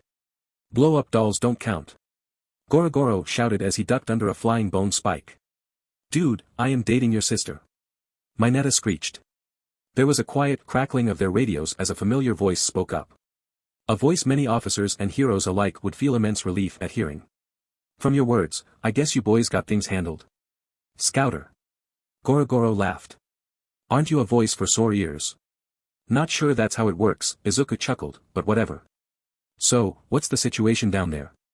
5 villains, Mineta yelled, and one of them's fucking bulletproof. I think it's that diamond thug that hit the Yabin bank last month. Well, that sounds like trouble, but don't worry. As a religious heroine once told me, it's from above that evil shall receive its just reward. The 2 officers were briefly confused at this statement before gasping in realization. They looked up in time to see a blue blur descend from an open skylight and slam into the ground between the 2 sides. All combat ceased as both cops and villains looked at the new arrival. A heroine stood between them. She wore a polished breastplate, with intricately carved gauntlets and greaves. The rest of her outfit looked like blue leather, patterned with small silver galaxies. On her waist was a belt covered in pouches and small devices. She wore a metal headband to keep her ponytail in place, and her face was mature and bore a confident smile. She kept smiling as she rose up, standing over 2 meters tall and towering over every other person in the room. Every hero and villain in Japan knew this heroine. Uravity. Gorogoro cheered. Uravity's here. Crap, it's that giant bitch, one of the villains screamed. An instant later, he was knocked out cold when the number 1 heroine grabbed a nearby spoon and launched it at his face. Yes, it's me, Ochako Shield snarked. Sorry I'm late, I had to help your local heroes with their lil issue. And now I'm here. 2 choices, boys. Come in quietly, or come in an ambulance. Your choice. You think I'm scared of you, the Diamond Man sneered. My body is coated in diamond, the hardest material on earth. Even you can't break my armor. I am indefatigable. Undefeatable. That too, the villain roared as he started walking towards the heroine. Ochako tapped a button on the side of her headband. In seconds it seemed to unfold into a helmet that covered her face. Break it down for me, hun. His name's Kesho Futoi, Izuku's voice muttered through the comms. Villain name is Diamond Mafia. Quirk lets him cover his body in a thick layer of diamond, which he can shed when the quirk deactivates. Really scrapped the diamond market. While armored up he is more durable, but slower and less flexible. Crystal is also susceptible to fracture along the cleavage planes like normal diamond. Look. He's favoring one of his legs. Lines up with that rumor that he got surgery recently. If you take out his good leg, thanks a ton, hun, Ochako smiled at Izuku's analysis. She rushed forward, meeting the man head-on. Kesho laughed and swung his fist at her gut, but she dodged easily and kneed him in the gut. She hit him at the right angle and with enough force that the diamond covering his stomach cracked, with some pieces actually falling off. While the villain was in shock at the blow, Ochako pivoted and slammed her foot into his knee, breaking both diamond and bone.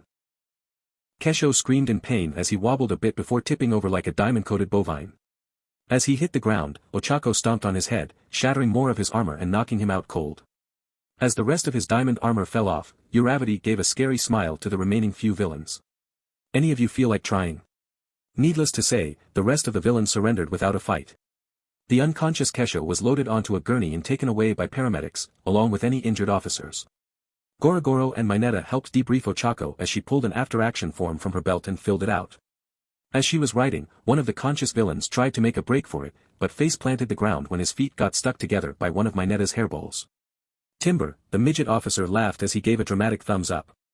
Good shot, officer, Ochako laughed as she finished filling out the form, giving the appropriate sheet to Officer Mamoru. You guys got it from here? I do believe so, Uravity, Gorogoro nodded. Thanks for the save. Always a pleasure, she winked before leaping into the sky. Over the years, she had slowly unlocked the rest of the quirks hidden inside One for All. True to Nana's word all those years ago, she got great enjoyment out of using float. Even better, by using float and applying pressure behind her by contracting her limb muscles to release pressure waves, Ochako was essentially able to kick and punch her way through the air. She was doing so, flying stories above the ground, away from Kashyyyk. That's the 7th one today, Izuku stated through the comms. Getting close to your personal record for resolutions in one day. True, but I don't have many more AA forms, Ochako admitted. Maybe I should start keeping a second tube of them. Maybe. How about you? I know you're gonna be helping some Ring of Fire people with that operation next week. You sure you don't need my support? I'll be fine, love. It'll be just a regular cut and dry drug bust. It'll take a few days, but otherwise shouldn't be too scary. Didn't you say that right before you and Night Eye fought that cowboy in a diner? The heroine smirked. Ochako, I swear, if you start singing Mamma Mia right now, that response elicited a laugh from the brunette heroine. Moving on, any words from the hero radios? Oh plenty, but nothing they can't handle. You might actually get to wait a minute. Suddenly Izuku's voice sounded a bit distant, signifying he removed his headset. What is it, honey? Oh. Something wrong? Ochako asked. There was the shuffle of Izuku putting his headset back on before he responded. Change of plans, honey. Clock out and come home right now. What happened? Ochako could almost hear the smile on Izuku's face as he replied. Eri just got something from UA. If Ochako broke the sound barrier that afternoon, no one was around to witness it. Not that she broke it, of course. Come on, Dad, let me see it. Eri whined as he tried to take the envelope from Izuku. Not until your mom gets home. Izuku laughed as he skillfully kept it away. The years had affected father and daughter in different ways. With plenty of food and a loving family, Eri had grown strong and shot up like a bamboo shoot. The white-haired girl was only 14, yet stood 178 centimeters tall. Her hair reached her waist and shimmered like polished marble. While she still preferred long-sleeved shirts, she had long stopped wearing the bandages over the scars on her arms. Her horn was long and curved with her head, with the appearance of gleaming gold. Most important of all, few were the days where Eri did not smile and laugh, loving her life. Izuku, meanwhile, had matured as well. His face had lost much of his youthful roundness, but not so much that he'd look like a statue.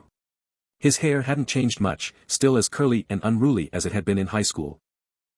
Despite almost a decade of further working out, Izuku never got much bulkier than the past. Though that didn't mean he couldn't lift things with his meaty arm. He had also hit a growth spurt during his second year in UA, growing from 150 centimeters to a solid 153 centimeters. He initially felt chagrin at the minor spurt compared to Ochako, but she and Melissa started calling him their 5-foot husbando, which made him feel better. And as loath as he was to admit it, his diminutive stature helped him keep the UA delivery away from his daughter. He laughed as he ducked under and jumped over all her attempts at grappling him. He also had the advantage of the package arriving after Eri finished her daily workout and sword practice. This meant she was trying to catch her smaller father while already tired and carrying a 20-kilogram claymore made from smaller interlocking swords on her back, along with her signature knife secured to her leg. "Can I at least hold the package?" Eri gasped as she caught her breath. "You can, after you put your sword away," Izuku stated, standing a few meters away with the envelope. Eri groaned her assent and started walking towards her bedroom. "And separate the parts this time. Don't need the locks to fail and send a sword into the wall again. That was one time, old man." Eri snarked as she went upstairs. Izuku just laughed and sat back in his chair. He looked around the mostly open ground floor of the 3-story house, plus a basement workshop, his family now resided in. After they had purchased it, Izuku had been sorely tempted to send Stain a thank you letter since it was money earned from his bounty that helped buy it. Other than the living and dining rooms, much of the first floor was Izuku's work office. State-of-the-art computer, monitors showing footage from across Japan, and a desk covered in folders and reports. Some people might think it looked more like a secretary's desk than a pro-hero's office, but anyone who told Izuku that would be directed to look at the wall opposite the monitors. A wall covered in awards and mementos, his and his wife's, from the past decade. His framed letter of acceptance to UA. Ochako's 3 gold medals from the sports festivals, resting above the 2 silver medals Izuku had earned after his first year. One of Stain's swords, proudly displayed like a prized fish. Plaques of accolades for past heroic endeavors. At the end, close to the window, was the framed letter, handwritten by Netsu himself and signed by the UA Board of Directors, detailing their unanimous support in Izuku's future role as principal of UA. There were more than just awards on that wall, as well. He had newspaper clippings and articles about various successes his friends had done. The first fashion magazine where Asano Ryoko made the front cover.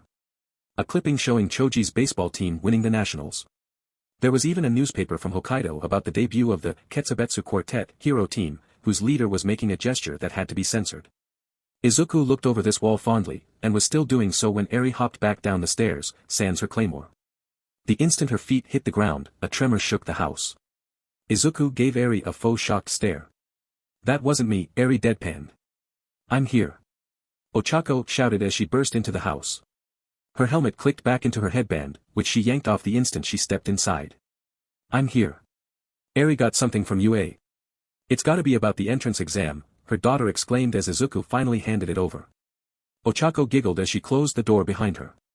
"Oh man, Melissa is so gonna be jelly over missing this," Ochako smiled. Eri and Izuku grinned at each other before looking back at Ochako. "Will she?" Izuku asked. Suddenly Okako felt a weight land on her back and shoulders. Arms wrapped around her and she felt the familiar sensation of a particular someone kissing her cheek. "Hey, sexy," a well-loved voice whispered into her ear. "Melissa," the heroine shouted with glee. In a well-practiced maneuver, Ochako did a quick turn of her upper body before pulling back in the opposite direction. This spun Melissa around from her back to her front, letting the tall heroine catch her bridal style. Other than a few minor changes, Melissa's shield had hardly changed during the past 8 years. Her golden hair was a bit longer, and usually kept in a ponytail. Despite being able to get contacts or even quirk surgery to fix her nearsightedness, Melissa opted to keep her glasses. Overall, the biggest changes to her appearance over the years were a slightly larger bust and the fact she tended to wear a lab coat everywhere she went. "I can't believe you're here." Ochako Shield cheered as she snuggled her wife. "I thought you'd be at Island for a few more days." "I managed to give my presentation early," Melissa explained as she hugged back. Hatsum agreed to cover the rest so I could come home. That was gonna be the only surprise, but then Eri got that letter. "But is it really a letter?" Izuku asked. "Feels like an entire packet of papers." "Then go ahead and open it," Ochako smirked. "We should probably sit at the table first." The family quickly walked to the dining table and Eri practically tore the envelope apart as they sat down. To hers and Izuku's confusion, what came out wasn't a letter but some device. "I didn't get that when I applied," Izuku stated as Eri looked over the odd device. "I'm pretty sure only kids who apply for Hero Course get these," Ochako explained while moving the device around until a red button was displayed. "Press it, kid." Eri immediately pressed the button, and the top of the device lit up. Both she and Izuku immediately realized this was a hologram device. In a few seconds, a familiar figure appeared in the air. "Hello there, young Eri," Principal Nezu announced from the device. Unlike everyone else, the principal had not visually changed at all during the past 8 years. "It has been a while, huh? Well, here I am to read off your exam score." Nezu's image shrunk down a bit and moved to the side, owing a small scoreboard of the written exam scores. "We'll start with the written exam. As you can see here, behind myself and your father, you're only the third person in UA's history to have scored a perfect score on the written exam." "What?" Eri screamed before lunging at Izuku, gripping his shoulders and shaking him with a comedic glare. "Why didn't you tell me you got a perfect score on that exam, Dad? No wonder you were so sure on what sort of questions would be asked." Izuku could have easily shrugged her off, but he figured he'd give her some form of victory after what happened earlier. Ochako and Melissa laughed and pried his daughter off him. They all looked back to the hologram, turning in time to see Nezu checking his watch. "Okay, it's been about 15 seconds, Nezu announced, long enough for Eri to finish throttling Izuku, so we can continue reading off the results." "How did he know that would happen?" Melissa asked. "Inspired guess, Melissa," Nezu's hologram replied, giving a quick glance to Melissa before looking back to Eri. "Now, for your results in the Hero Practical. Thanks to your skill with that quite impressive claymore, you managed to take out enough robots to earn 63 points. Now, such a score would be considered fair to middling compared to your peers, if that was all we scored you on." Everyone watched as the scoreboard was replaced with footage showing Eri during the exam. Her parents saw her either pulling other examinees away from danger, or using her quirk to heal their injuries. "During your exam, you displayed your remarkable character, foregoing the chance to earn more points in favor of saving your fellow students. What sort of hero school would we be if we didn't reward such clearly heroic behavior? Which is why UA has a secondary, hidden point count. Hero points." The scoreboard returned, this time showing Eri's practical score. "Between your villain and hero scores, you actually earned a total of 117 points. This catapulted you into first place by a large margin, and put you less than a dozen points shy of beating your mother's score. You have more than earned your spot in Class 1A. Welcome Eri to your Hero Academia." With that announcement, the hologram turned off, and the device spat out some papers detailing what Eri would need to bring for the new year. No one really noticed these, though, as all four were celebrating Eri's success. They had no doubt their daughter would get in, but it was still exciting. "I got in." Eri cheered. "I really got in. Oh. I gotta tell Tomo about this. She called earlier to say she got in, too. We're so gonna rub it in Kota's face." "Yeah," Izuku smirked, "rub it into the face of your 1 year younger boyfriend? He's not my boyfriend." Eri exclaimed as she squeezed away from her parents. "You're not fooling anyone," Melissa smiled. "Now, make the call quick, okay? We got dinner in a couple hours." "We do?" Ochako asked. "Oh yeah," Izuku explained while Eri rushed off to her room. "After I told you about Eri's letter, we got a call from the Moriboshis. They're back in town, and Shudo's inviting a lot of us to dinner at Tabeda's restaurant to make some big announcement. 5,000 yen says it's a pregnancy," Melissa giggled. "So you two go shower," Izuku gestured back to his desk. "I've got a few more reports to file before we head out." He turned and started back to his desk. Ochako and Melissa looked at each other, gave devilish smiles, and suddenly swept their husband off the floor. "Oh, no you don't." Ochako laughed. "You've been working too hard lately, honey," Melissa smirked. "Don't think Ochako and I haven't noticed you slipping out of bed early in the morning to do more paperwork." But the Ring of Fire are snippish about getting paperwork done, their small husband tried to defend himself. "Nope," the taller wife shook her head. "Plus, today was a stressful day and Melissa's been gone for a week. I could really use some stress relief. There is no talking you out of this, is there?" Izuku sighed with a smile. "Not a chance," Melissa smiled as she kissed his cheek. "Let's go, honeys." With a nod from Ochako, the two ladies carried their Type 2 hero husband upstairs. Chapter end notes, and here we are, at the end. This story does not end with a happily ever after. Because the story of life never truly ends. Whenever one person passes on and ends their story, another person fills their role. Humanity will continue to move onward and upward. No one knows how far the world will go before the next great chapter of life, but when it arrives there will be people to live it. Artwork above was provided by the illustrious @_Yungi on Twitter. They make good art.